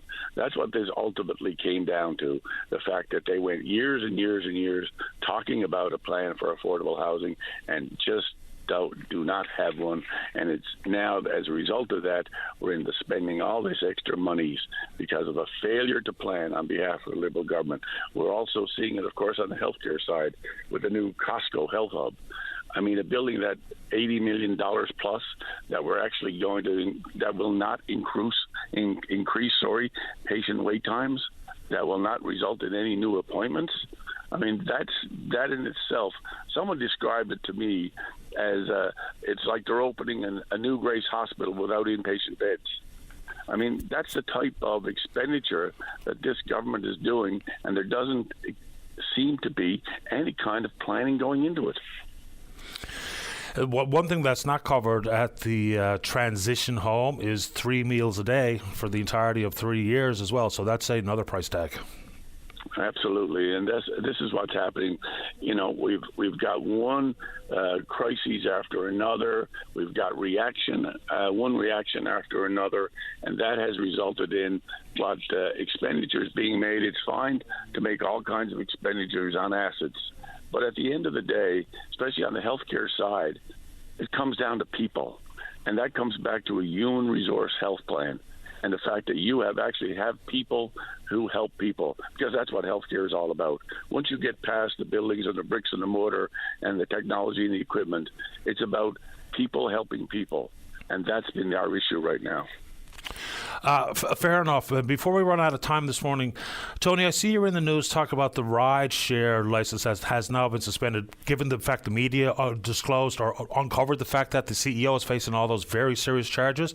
You know, it's one thing to be told that the process worked the way it's crafted, but that's really not good enough. I mean, if the process is broken or flawed, let's fix it. And very much akin to things like procurement. We can follow the letter of the law or the letter of the regulations regarding procurement, government, it doesn't mean we're doing it right. So on this front, it just seems to me that if that's the process, let's not pretend that we followed a good process. We followed a really dumb process. Let's fix that.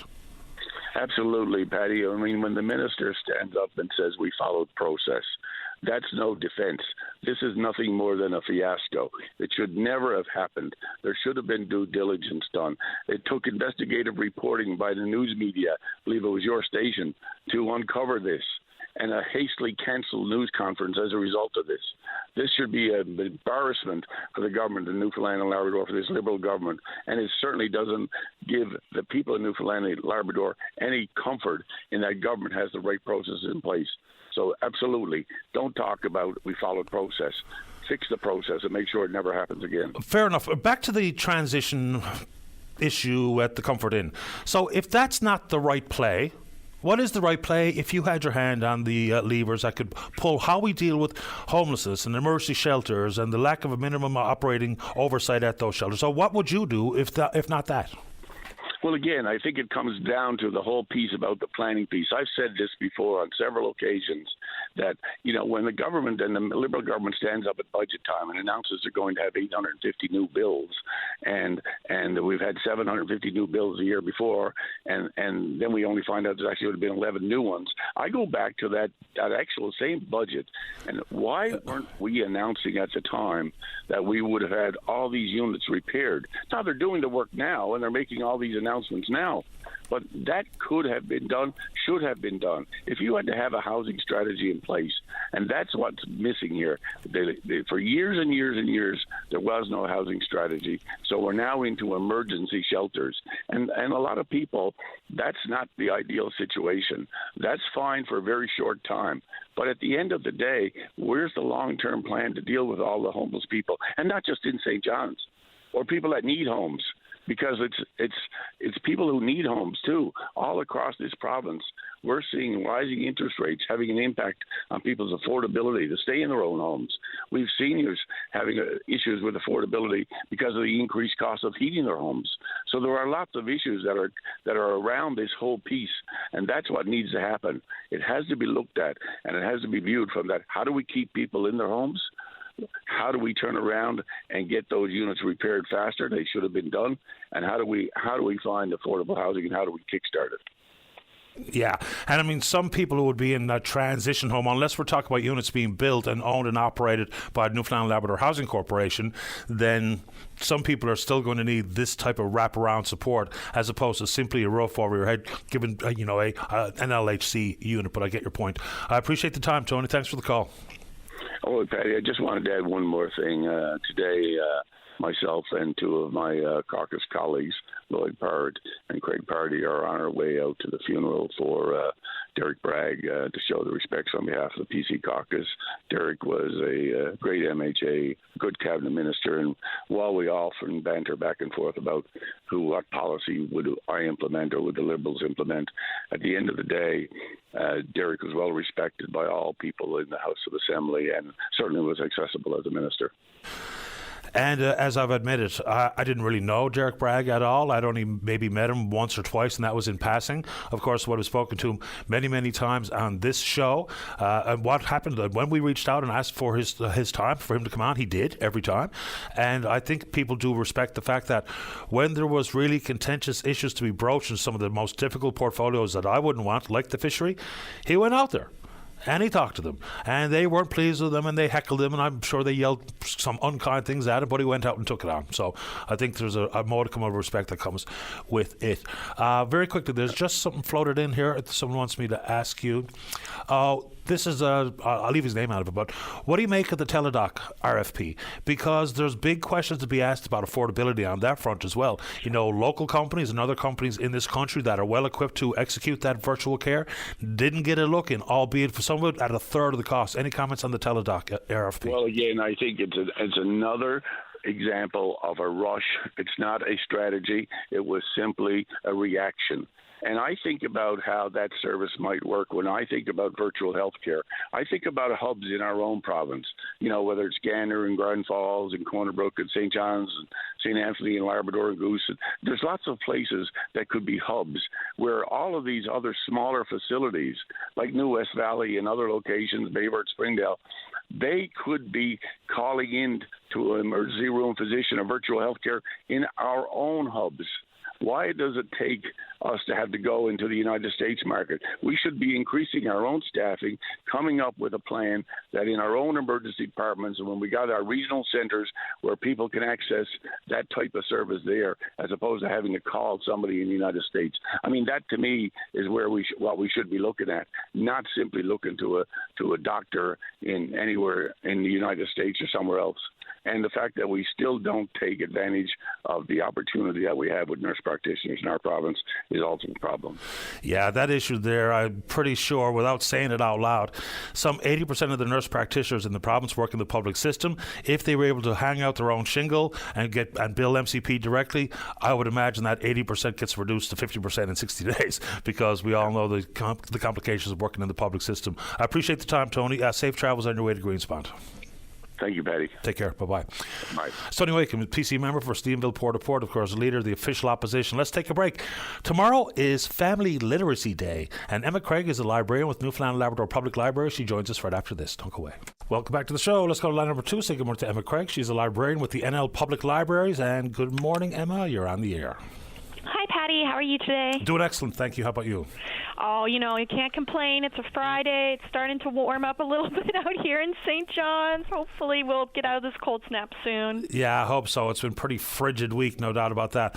The best part about January 27th when we talk about Literacy Day is they label it the way that I think it absolutely should be labeled, as Family Literacy Day. We'll talk about adult literacy programs and encouraging children to read, but reading is absolutely a family thing. And, notably, when we heard about the math and science scores, reading scores also fell across the country since 2018 by some 10 points. So these types of issues, it's not just throwaway celebrations in libraries, it's becoming more important than ever. Oh, for sure. And in libraries, as being known for books and reading and supporting education, we take family literacy very seriously in trying to encourage families to consider their role when it comes to helping their children with their literacy skills. It just, for me, and I would imagine most parents are the same, it's not only a way to occupy your time, but the developing mind of a child. About 90% of it is done by the time you're 5 years of age. So learning the love of reading early on is a lifelong love. I mean, they don't run out of, just enjoying picture books and pop-up books, and all of a sudden they don't like to read anymore. If you read a lot as a child, very likely you're going to read a lot as an adult. Oh, that's very true. And it's also the idea of kids seeing their family members, their caregivers, seeing them reading and understanding that reading is not just something you do in school. It's not just something that you're doing for your English class. It's something that's relevant to your whole life. And also just something that we always tell parents is trying to make reading fun and doing it by expanding past the experience of just reading to them.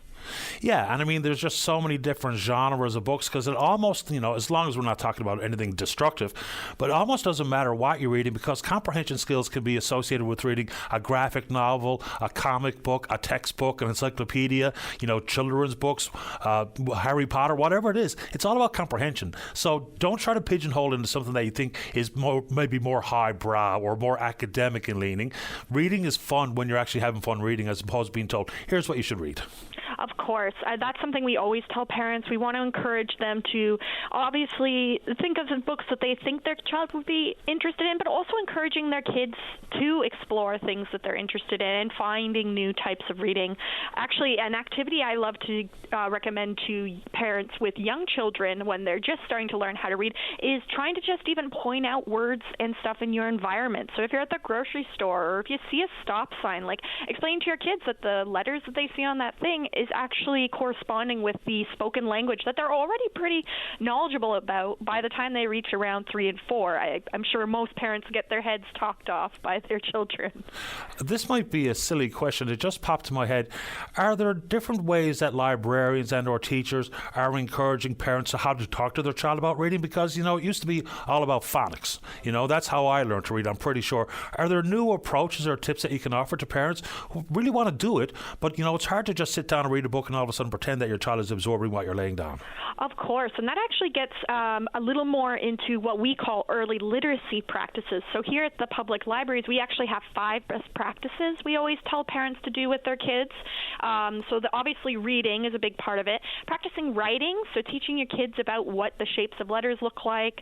But other components that people don't think about when it comes to teaching your child literacy is the idea of talking about the books you read. So having that conversation afterwards about hey, what did you enjoy about the book? What was your favorite part? Or singing. We do a lot of songs and rhyming activities at the libraries at our different story time programs. So the idea of creating this fun experience, and of course playing. So this could be just having the kid imagine themselves in the world of the book they explored, or bring in puppets. I have become a really big fan of puppets since becoming a librarian. They're so fun to incorporate in story times and just add a more interactive element to books and reading. Yeah, it's much more engaging. I'm glad I asked because that was a great answer. I wonder if it gets a little bit more complicated when we talk about reading scores, and I almost hate to bring this up or to say it, but it's just a fact of the matter here. Newfoundland and Labrador, we have the highest functional illiteracy rate amongst adults in the country. Some 44% here versus about 24% nationally, which probably bleeds into the fact that maybe not as much reading is happening at the home as we would all like because of that base fact. What do you think? How do you think we should address things like that? It's really hard to say because obviously a lot of my stuff is not concerned with that area, but we do. You're right that does have an effect on kids and their early reading. Children of low literacy parents, they're exposed to fewer words in their early years, which can really cause skill gaps. And you're also right about literacy skills falling in general. I have a stat here from ABC Life Literacy, which is the group that started Family Literacy Day, that says almost 40% of Canadian youth do not have suitable literacy skills. And that honestly just reinforces the idea of family literacy. You got to think, I think a lot of parents and adults or caregivers think that obviously school is where kids are going to be doing most of their learning when it comes to those aspects. But in reality, kids are spending more time at home. They're with you about probably much longer than they spend inside a classroom. So the idea of family literacy is teaching parents and caregivers that it's so important to encourage the importance of reading and engaging in literacy-related activities as a family together rather than just relying on just the schools to do so. Fair enough. Anything special planned for Literacy Day tomorrow, Family Literacy Day tomorrow? Well, we have a couple activities happening throughout the province. All of our different libraries have different activities happening. A lot of them are actually happening today, but I do know a few libraries that will have something going on. Speaking for St. John's, since that's where I'm primarily located, here at the AC Hunter Public Library, we're having a family fun afternoon with the YWCA, so that is this afternoon. But if people want to check out what's happening with their local library, I always encourage them to check out their Facebook pages. Almost every one of our library branches have one, and just see what's happening. As well, we've been running a giveaway for the course of January, so our Family Literacy Day giveaway, which is on our social media pages for NL Public Libraries, Facebook and Instagram, and you can enter that to win a fun prize for your family, and that ends actually after tomorrow. Sounds awesome. And of course, libraries are more than books. The cost to replace or to rotate all of the materials you have has gone up, but the funding has been stagnant for a long, long time. People think that maybe the libraries are a thing of the past. They're not. People attending libraries is really still strong numbers right across the country. So it costs more to operate, but the funding hasn't kept up with the need. I'm going to say on your behalf that we need to pay attention to that and get more back in line so the libraries can rotate material as they know they should, as opposed to just being stuck because they don't have enough money. Well, thank you, Patty. We do always appreciate people recognizing our value and recognizing the need for funding. So it's always great to have people out in our community who are willing to voice that. And what a better day to bring awareness to that than Family Literacy Day. Happy Family Literacy Day to you, and thanks for making time for the show. Thanks for having me on today. You're welcome. Bye, Emma. Bye-bye. Emma Craig, she's a librarian with the NL Public Libraries. All right, let's go to line number 3. Harley, you're on the air. Yeah, Patty, I got a concern with the health care. Again, as usual, they brought my mother-in-law in by ambulance in Corner Brook in the Western Memorial. She's 2 months short of 91 years old. She was waiting a few minutes short of 23 hours to see a doctor. This is not good enough, boy. This is just not good enough. So she was sitting up in a chair. They didn't even have a gurney there to put her on. Well, you wouldn't treat a dog like that. It's horrible. So just so I have a clear understanding here, she presents at an emergency room to be told she's being admitted, or knew she was being admitted and they still had to wait almost a full day? What exactly happened? They brought her in by ambulance, and she saw the triage nurse. They put her out in the room to wait. She was throwing up blood. This is why they brought her in. Oh my. And I'm no doctor, but to me, I think throwing up blood could be something pretty serious, Of course. And then to keep her waiting for 23 hours, boy, somebody is not doing their job somewhere. Yeah, it's a long time, regardless of how old you are. But if you're a sick 91-year-old woman, then, of course, that's an excruciating 24 hours. This is terrible, boy. This should not happen. And how is she now? She's doing a little better the past few days. Thank God. Yes, thank God. I'm glad to hear that news. Yeah, but now they still. I don't know. I don't think they've done any tests or anything on her yet. But she is doing a little better. During the course of the long wait, you mentioned the fact that she was sat up in a chair versus given a little bit more comfort lying on a gurney. Was there any communication with staff, with the family, as opposed to just sitting in silence and just waiting to hear your name called? Very little. I wasn't there. My wife was there with her, but okay. I don't think there was a whole lot of you're going to be in soon and this kind of thing. You mostly just waiting. I think she was there 3 or 4 hours, and they told her it was 2 ahead of her after being there 2 or 3 hours, and then she waited to remain there 23 hours just waiting. There's the stories of the amount of time people have to wait, whether it be seen period in an emergency room and or after being told that you need to be admitted before you actually get up on the floor. Wish her well for me this morning, Harley. I appreciate your time. Thanks. Something got to be said about this, Patty. And I don't want to be at this every day, but somebody got to start doing their job, I think, and doing a little bit better. No argument for me, sir. Okay. Thanks for your time, Patty. My pleasure. Take care. Bye-bye. Bye now. Okay, time for the 11 o'clock news. When we come back, we're talking dialysis. We're going to get a reaction to the announcement yesterday about the Education Accord from the NLTA's President, Trent Langdon. Don't go away. Stay informed and have your say on the news of the day with your VOCM. Join Linda Swain weekday afternoons from 4 to 5 p.m. for an hour of talk and discussion with decision makers and listeners like you. News Talk on your VOCM. Welcome back to the show. Let's go to line number 6. Say good morning to the President of the NLTA. That's Trent Langdon. Trent, you're on the air.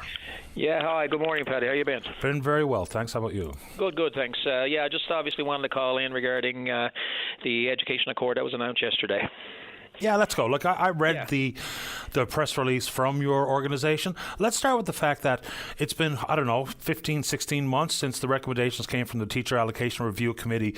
Remind us what they were, because from where I sit, and I could be wrong, if those recommendations are included or implemented, and you look at class size and composition, a lot of the issues would be dealt with simply by accommodating the recommendations from that committee. So remind us what they were. Right, yeah. So just some examples, I guess.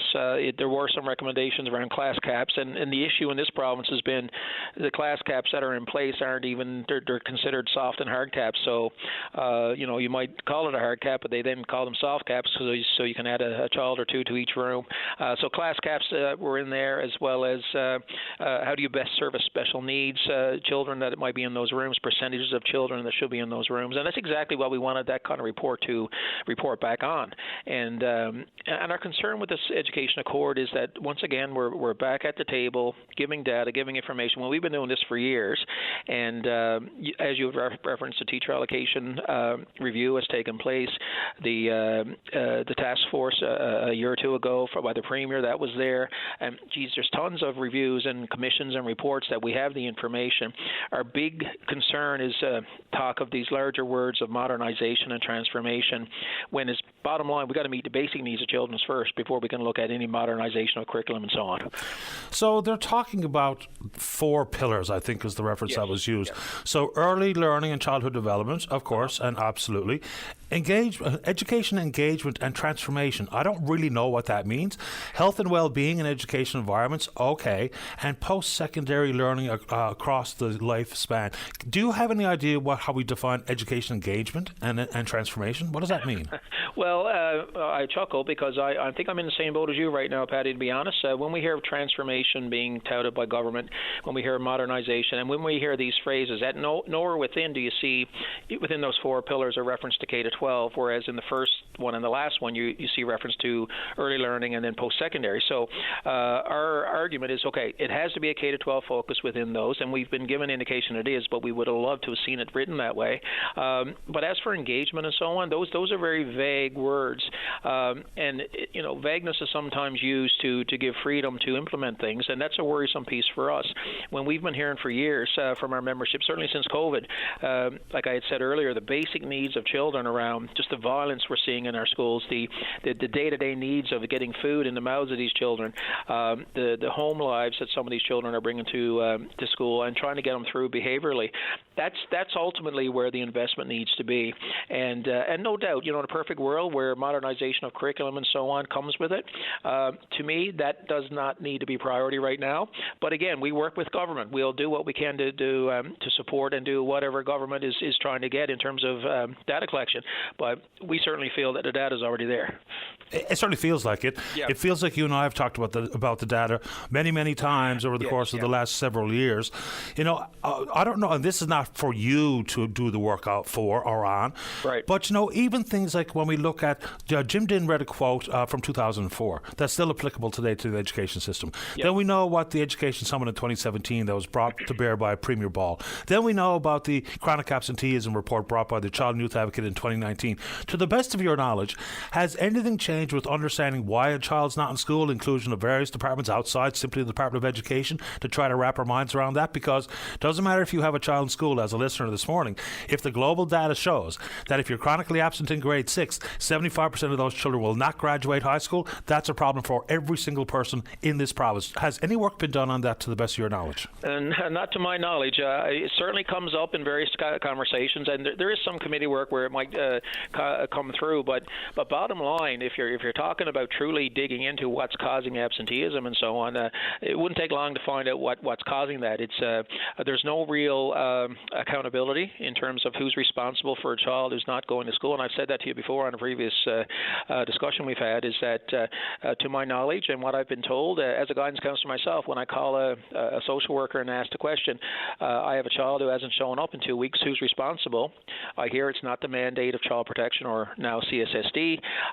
So what we're finding is teachers are taking them on themselves to try and make contact with these homes and build some type of connection.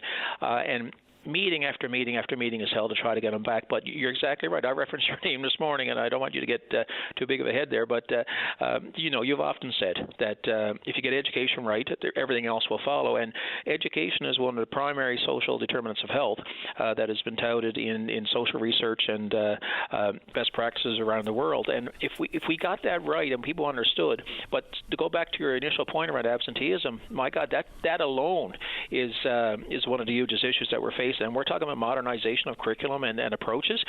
We need to get to the basic social development of these kids. We might have outsmarted ourselves a little bit on this file because, we talk about moving away from standardized tests. And I'm not suggesting that we go back to Publix and for 50% of your mark and, buckle down and too bad if you're not good at exams. Yep. But the fact of the matter is, a lot of the changes that have taken place in the education system in the last 2 decades, I guess in an effort to make it better, in an effort to improve the outcomes for students, in an effort to be more modern. But the fact of the matter is, whether it be the inclusive model or whatever it is, when math, science, and reading scores continue to decline year over year over the course of the last 2 decades, it's okay to admit that maybe we're on the wrong track.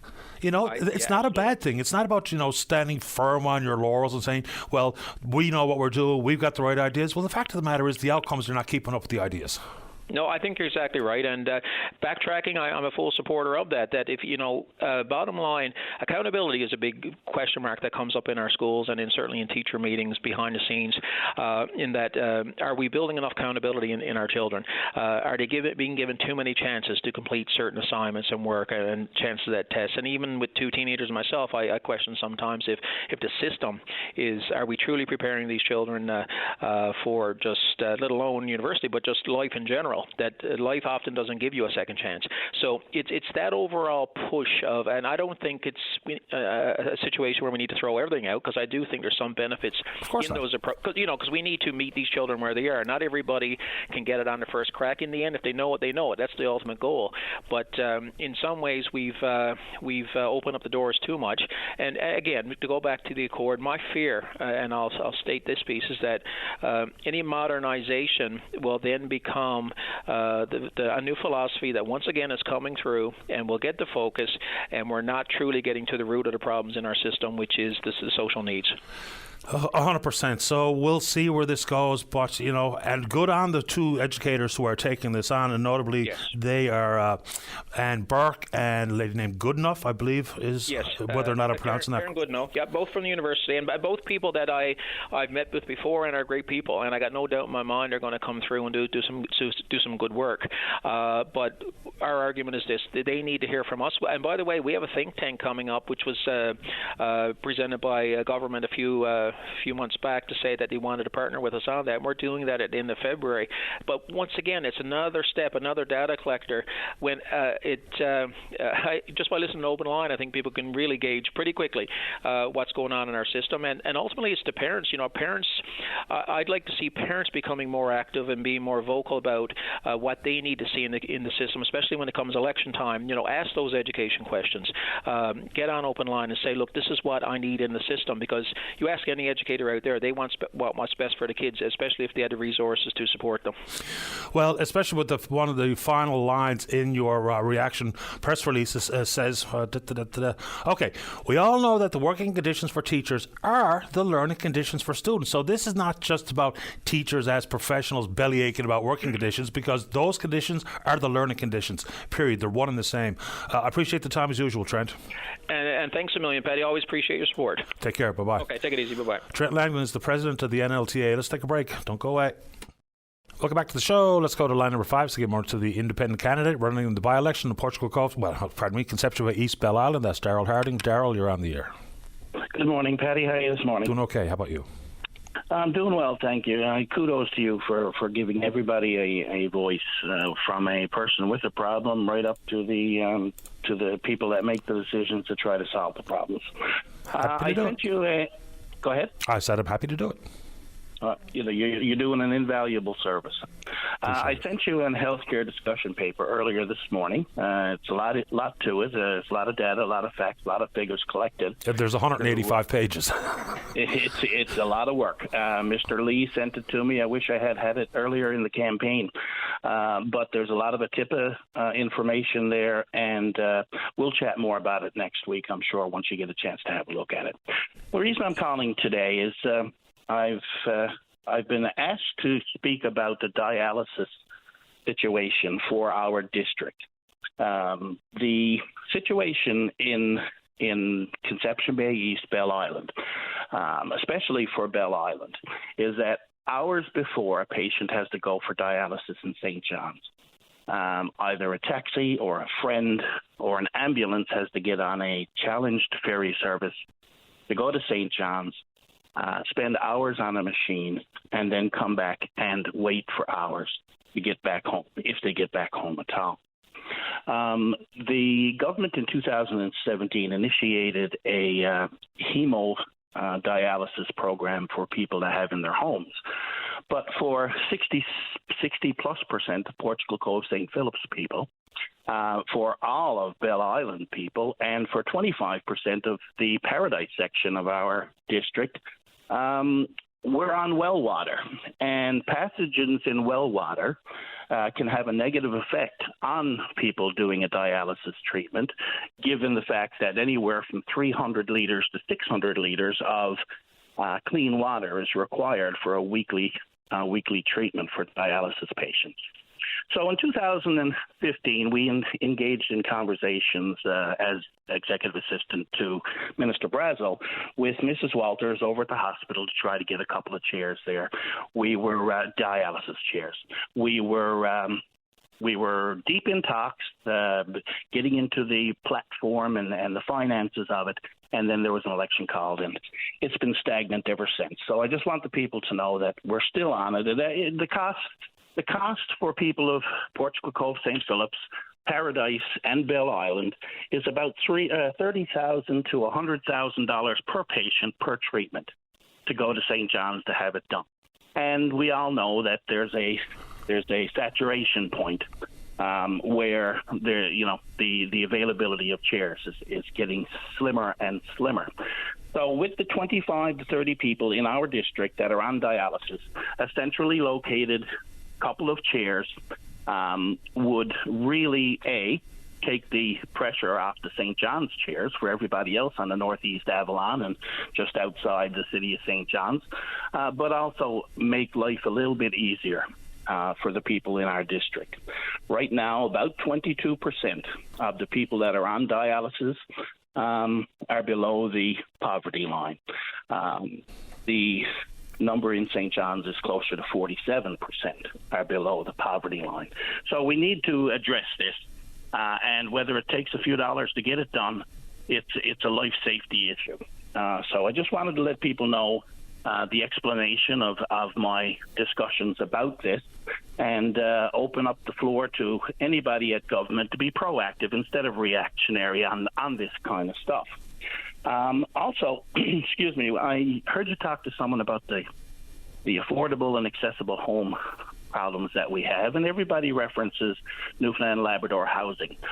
I like a model that's used in a neighboring town of Portugal Cove St. Philip's, Pooch Cove. They have a 10% affordable/accessible requirement for all new builds and subdivisions. That takes all the onus off the government and actually puts it on the builder. So well, with a bit of that's actually part of the most recent housing announcement here in this province. Is X percentage has to be built, operated by the developer, but has to use NLHC rental caps. So that has been addressed, and rightfully so, because if we're just talking about market build, hitting an affordability tag or crosshair or bullseye is almost impossible. It really truly is. Just what the cost per square foot to build a new home, materials, labor, and all the rest included. So that had to be part of this new program inside the 5-point housing plan and the monies associated with it. So thankfully that's being attended. And affordable housing is a bit of a catch-all phrase that I think people have some confusion about how we use it, because it's not just one thing. It's a variety of things, because you could be talking about seniors affordable housing, folks with disabilities affordable housing, wraparound services required for mental health and addictions affordable housing. So it's a lot of different things. Yeah, it's a challenge to be proactive and to look at all of those things before you actually start to go with bricks and mortar. I agree. Another thing. Very quickly, because I have to move on, Darryl. Yeah, another thing that I wanted to touch on was in this election, in this by-election, which is probably a dress rehearsal for what's coming up in the fall or early spring next year, I'm hoping that people will look at the actions of the candidates previous to this and not just count on the buzzwords and the word salad they're hearing now. I know that I've been outspent, I've been outsigned, don't have near the workers as the major candidates, but I won't be outworked for the people in this district. I've made sure during storms that there was a warm place to sleep and there was hot food and beverage for people who had to sleep in their cars in a winter storm. So I've been here before, I'm here now, and no matter what the outcome of the election is, I'll be here in the future for the people of this district. Thank you so much. Appreciate the time. Good luck. Have a great day. You too. Bye-bye. It's Darrell Harding, the independent candidate, the fourth name on the ballot, and the by-election, of course, is Monday. Advanced polling is currently ongoing. Let's go to line number 1. Good morning, Tracy. You're on the air. Good morning, Patty. How are you today? Doing grand. How about you? Best kind. So, Patty, I'm an allied health professional, and I've been working now for 32 years. So I'm retiring next year after a long career, and I'm very happy about that. When I first started work, I worked on the west coast of Newfoundland, and at that point in time, I was with NAPE. So the first 17 years of my career, from 91 to 2008, I was with NAPE. And during that time, my salary went up $40,000. I started, it was either $27,000 or $29,000, and when I left 2008, it was $69,000. When I came to St. John's, I came to work within the hospitals, and that was allied health. My salary in the last 17 years has gone up just $10,000. So I don't know if minimum wage probably went up more than we did in the last 17 years. And for me, I don't understand why we had this job evaluation system when the government can't even agree to pay staff or employees what they decided in their own grid. And for Ms. Cody to come out and basically say, well, we're going to poach or get other people to fill in your positions. Like a lot of our positions now for OT and physio and those type of positions, you have to go out to province to study to do them. Who's going to come back here if our government can't even figure out to pay us what we should be paid? And even those who are left here to do our training here, like social work, with the cost of fees gone up in MUN, the cost of going to school is so much more. So I don't understand how they can say with this JES that they can't pay us on the points that we're supposed to be paid. Like in the last 16 years, my salary's gone up $10,000, and that might sound a lot to some people who are low-wage earners, but for somebody who's a professional and has professional fees and insurances and all these things attached to it and responsibilities, that's not a lot of money. When my first half of my career, my salary went up $40,000. No, it's not a lot of money, but let's just try to break down some acronyms for folks as well. JES is the job evaluation system, and as a result of that not being where it should be, consequently, people doing similar work are getting paid sometimes the disparity some $20,000 less for very, very similar work. So until they fix the job evaluation system or pledge to have it fixed by a certain date and then deal with things like benefits and salary and whatever increase you're going to get annually percentage-wise, but that's got to be done because that's the sole, or actually it's the key reason why you see the gap in pay. Yeah, absolutely. So, I just wanted to put that out there. Like very early in my career, like we went on strike 3 times. One was beneficial, one wasn't beneficial, one wasn't illegal. But I just wanted to throw out the numbers because, like, how can somebody's salary go up, $40,000 in their first half of their career, and just 10%, like. In the last 16, we just want to be paid what we're supposed to be paid based on the JES. and it's frustrating to, I guess, so much time and energy is gone towards fighting not to pay us what we're supposed to be paid. Is really frustrating. I can understand that. I appreciate the time this morning, Tracy. Hopefully this gets resolved sooner than later. All right, thanks. Have a good one. You too. Bye. Take care. Bye-bye. Bye. All right, it is time for the news. And, of course, I'm hitting it right on target, right on time. When we come back, it's the snow crab and northern cod. Look away.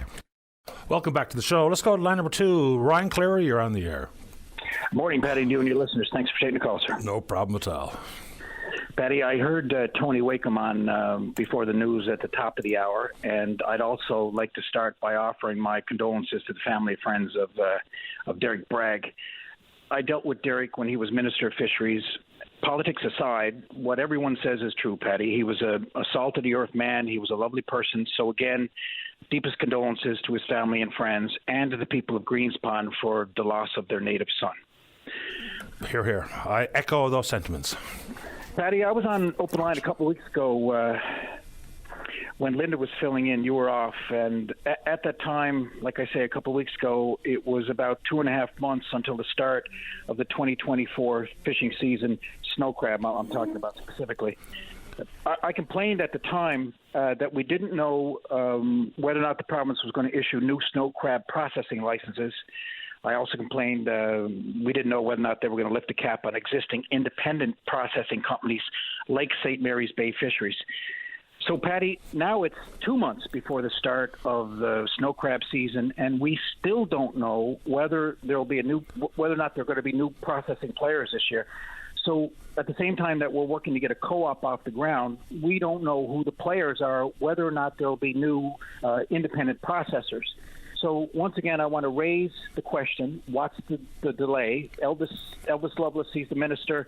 He was also the minister of a couple of years ago when Royal Greenland was let in, and they purchased Quincy. Now, at the time, he practically didn't give it a second thought. Royal Greenland's application to take over Quincy was basically approved without a second thought.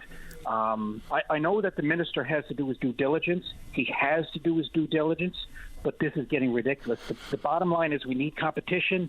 The question is, what's the delay? 2 months away from the snow crab season. And again, Patty, for a new co-op trying to get off the ground, we don't know who the players will be in terms of processing for the 2024 season. The fishery, whether we talk about DFO or provincial responsibility, every single thing is the 11th hour. It just always is, and it just doesn't help the efficiency or the ease with which the fishery is executed. Royal Greenland, the Fish Processing Licensing Board recommended the deal, but they also added a very clear caveat that we have to start focusing in on foreign ownership. In this province, whether it be on the processing side in particular. But that was one of the caveats they put forward, seemingly not adhered to or no more than a shrug of shoulders by the province, which is not good enough. Regarding St. Mary's and the cap on snow crab that they get to process, obviously it doesn't make a whole lot of sense what's going on because they managed to pick up a couple more million pounds, I can't remember exactly what it was, to process in their plant. So if the other plants were unable to keep up the crab coming in the door, and had to utilize St. Mary's to process the crab on their behalf, obviously that cap system is just sort of arbitrary and doesn't make much sense because they process more than they were told they could. I tell you what, Patty, I'd love to hear Elvis Lovelace on the radio explaining this, you putting these questions to him, because, there's been radio silence on this for weeks and weeks, and it's just not good enough. Your point about things coming down to the last minute, that happens with everything. So that brings me into northern cod. So we got the northern cod fishery. It's been under moratorium for 32 years. The assessment model was changed last year so that the northern cod stock is lifted out of the critical zone. It's into the cautious zone. The FFAW put out a statement this week saying that the first 115,000 tons of quota must be reserved for the inshore fleet and Indigenous groups. So there are two questions from that. Again, coming back to your point about the last minute, the two questions from that are what percentage of northern cod will Indigenous groups get? We still don't know that, Patty. Now, as late as 2019, that they were asking for 25%. So what percentage will Indigenous get? I think all the players need to know what's going to be on the table for 2024. The second question, Patty, is in terms of the indigenous and whatever percentage they get of that northern cod quota. The second question is, will offshore factory freezer trawlers be allowed to catch that cod for the indigenous? Because that would be the offshore doing through the back door what the offshore couldn't do through the front door. We still don't know the answers to those questions. What percentage will the indigenous get? And will the offshore factory freezer trawlers be allowed to catch that, which I don't agree with.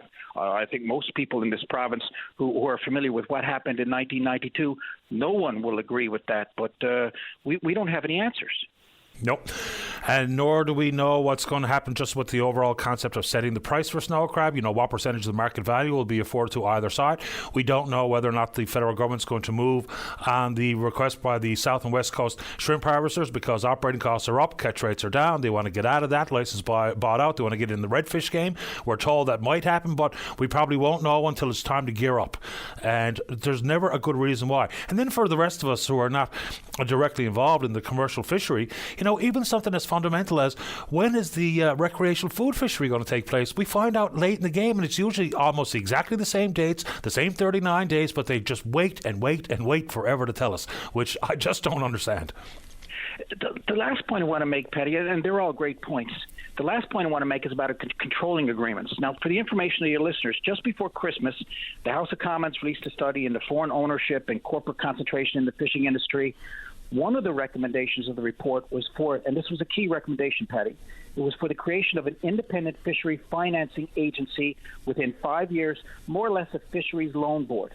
So that Commons report said that a new financing agency would finance new entrants to purchase licenses and quota to get into the fishery. But that new financing agency would also refinance existing license holders to become independent of, and I'll quote from the report, independent of illegal trust and supply agreements with fish processors.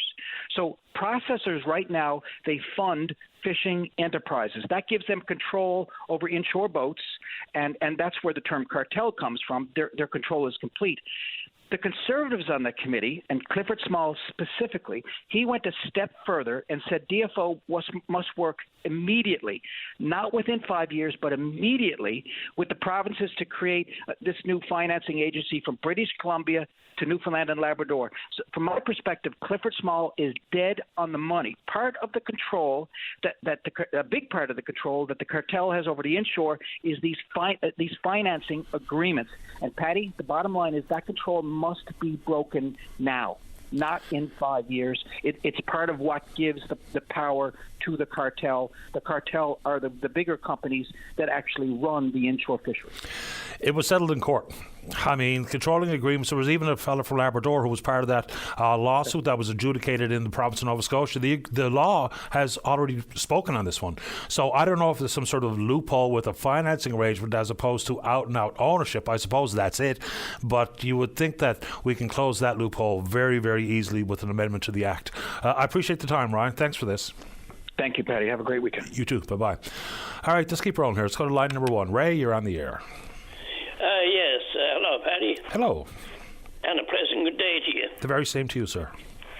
You know, us ratepayers of Newfoundland Hydro came into a situation that we certainly did not ask for. The Lower Churchill Falls was a kabuckle right from the start.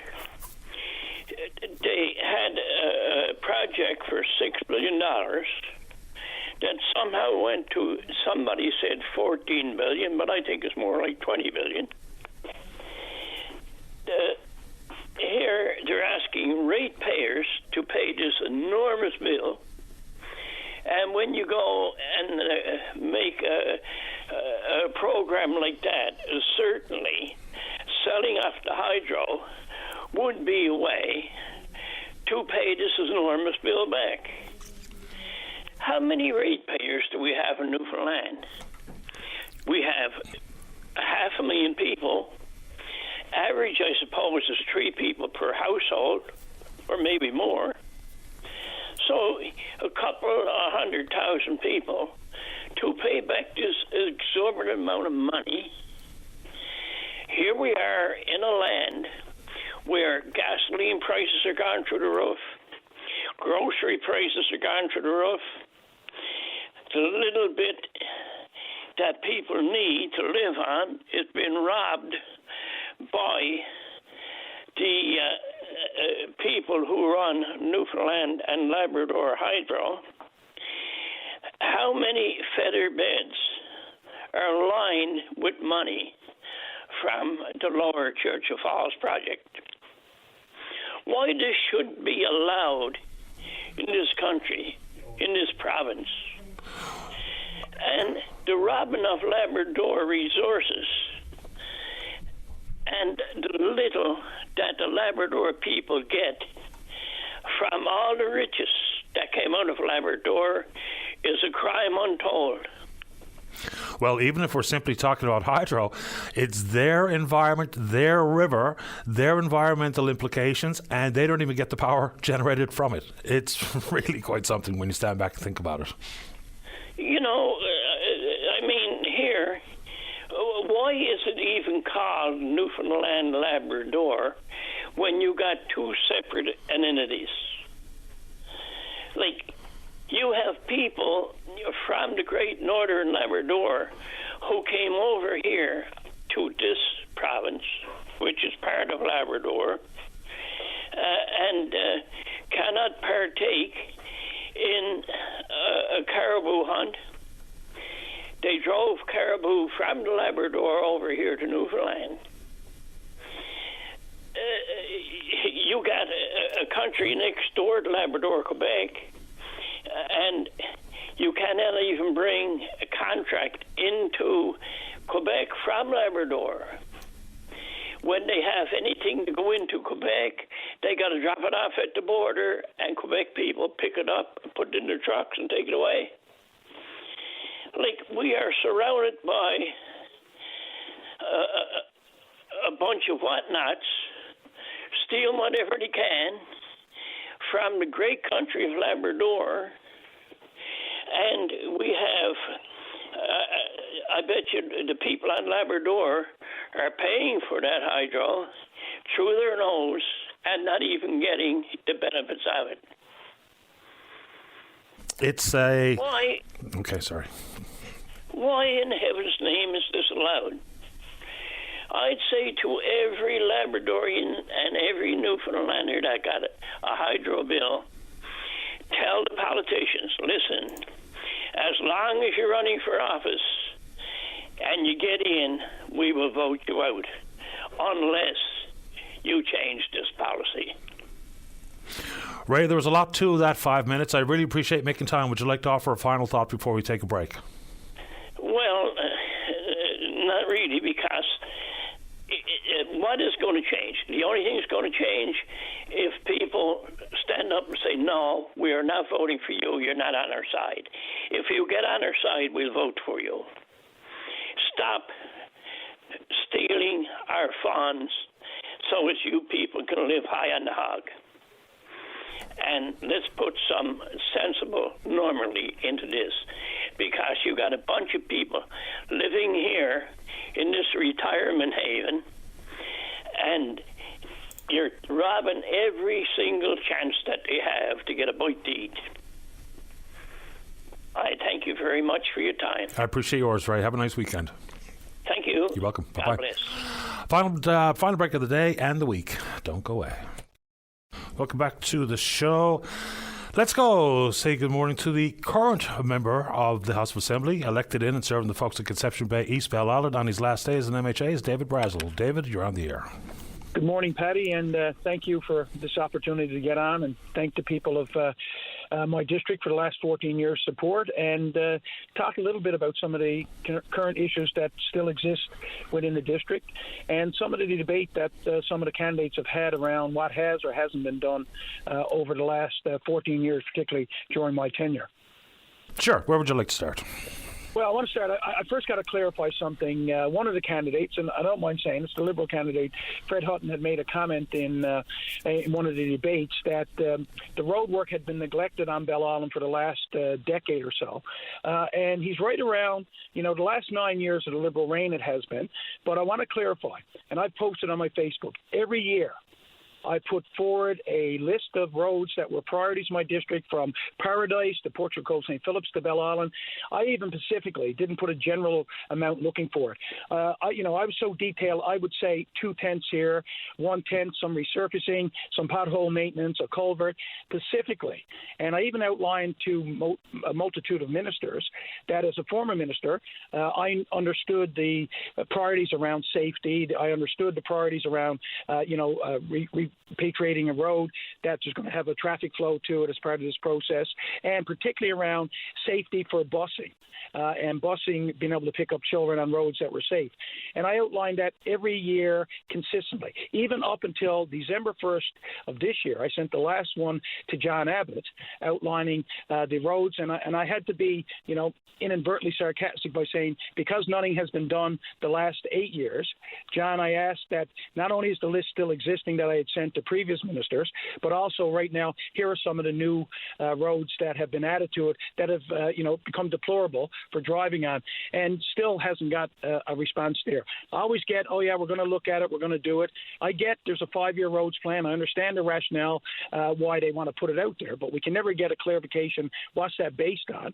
And then when Fred Hutton gets up and says, well, you should vote for me because I have the ear of the Premier, I can make a phone call and make that happen.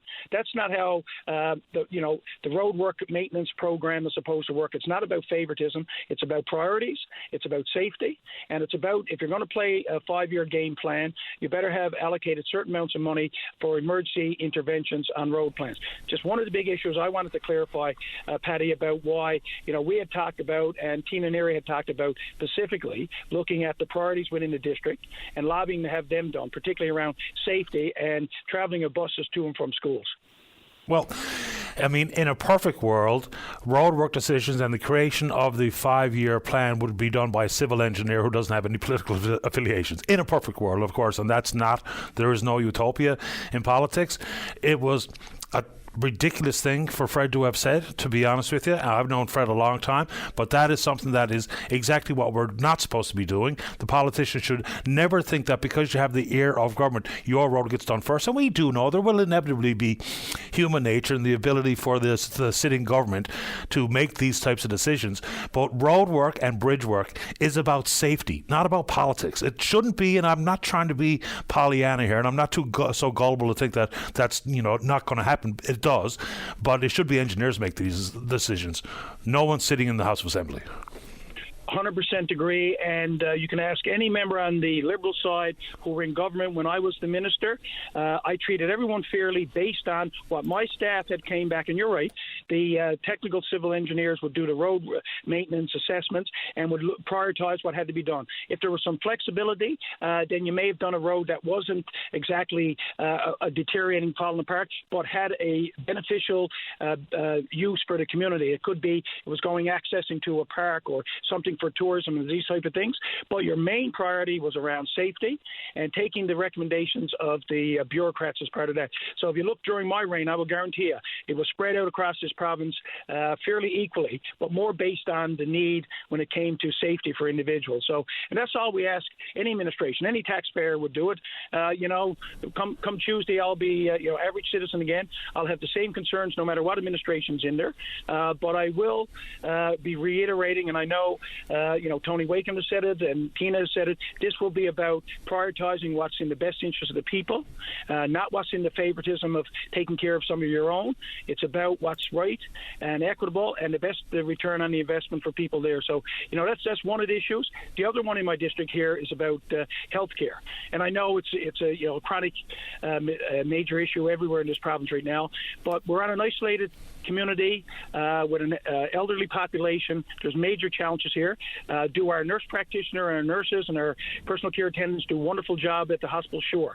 But we still need a physician. There still needs to be a recruitment process that includes extra incentives to get somebody to come to Bell Island, because when our emergencies room is down, your ferry's not operating, then you've got a bigger challenge here. You're looking for SARS to come in from Gander to pick somebody up on a stormy night. You've got a major challenge just to stabilize somebody. So there's a number of major issues here that have to be addressed equitably. And it can't be just saying, I can take care of that because I work for the Premier and me making a call is going to fix it. We're not that gullible. We all know it doesn't work that way. And it's out of kilter for a politician to make those promises in this day and age now. It should be about honesty, transparency, and openness. I wish we had more time, Dave. I'm going to squeeze one more on before I run out of time. Thanks for this. I appreciate it. I just want to, my heart is broken for my friend Derek Bragg on his passing and his funeral today. Heart out to his family and friends. Take care, David. Take care, Paddy. Right. Thank you. Bye-bye. Wish we had more time for that. Line 6, John, you're on the air. Yes, Paddy, my son. What a day. Now, I had to tell it's Friday and the sun is out. I'm here sitting on the side of the Trans-Canada Highway in the construction zone, and you'll swear to God we're on the 401 with the traffic that's blowing past us there today. It's always the way, isn't it? I got to hit the highway this afternoon. Fingers crossed I have a nice easy spin out the highway, not trying to interact with some of these race car drivers or people who think they are anyway. My son, I tell you, is unreal. That's where you think you're at a NASCAR race or something out here today. We're out just out past the Long Harbour Hill cleaning up that fuel spill. And my sonny going, man, we got flaggers up there. They got to step out on the road with their stop sign. I've seen 4 vehicles now blowing stop sign. They're going that fast that they can't stop through the construction zone. I'm frightened that someone's going to run into a dump truck because there's a lot of heavy dump trucks up here with full loads on them, and if you hit them, you're going to feel it. Listen, I appreciate the time. Just because we nudged right up against 12 o'clock, you've had the last word, but people just relax when you're out on the highway, the byway, or simply driving on a residential street. Thanks for making time, John. No problem, Paddy. Thank you. You too. Take care. Bye-bye. All right, good show today. Big thanks for everyone who supports the program, and we will indeed pick up this conversation again on Monday morning, right here on VOCM and Big Land FM's Open Line. On behalf of the producer, David Williams, I'm your host, Paddy Daly. Have yourself a safe, fun, happy weekend. We'll talk Monday. Bye-bye.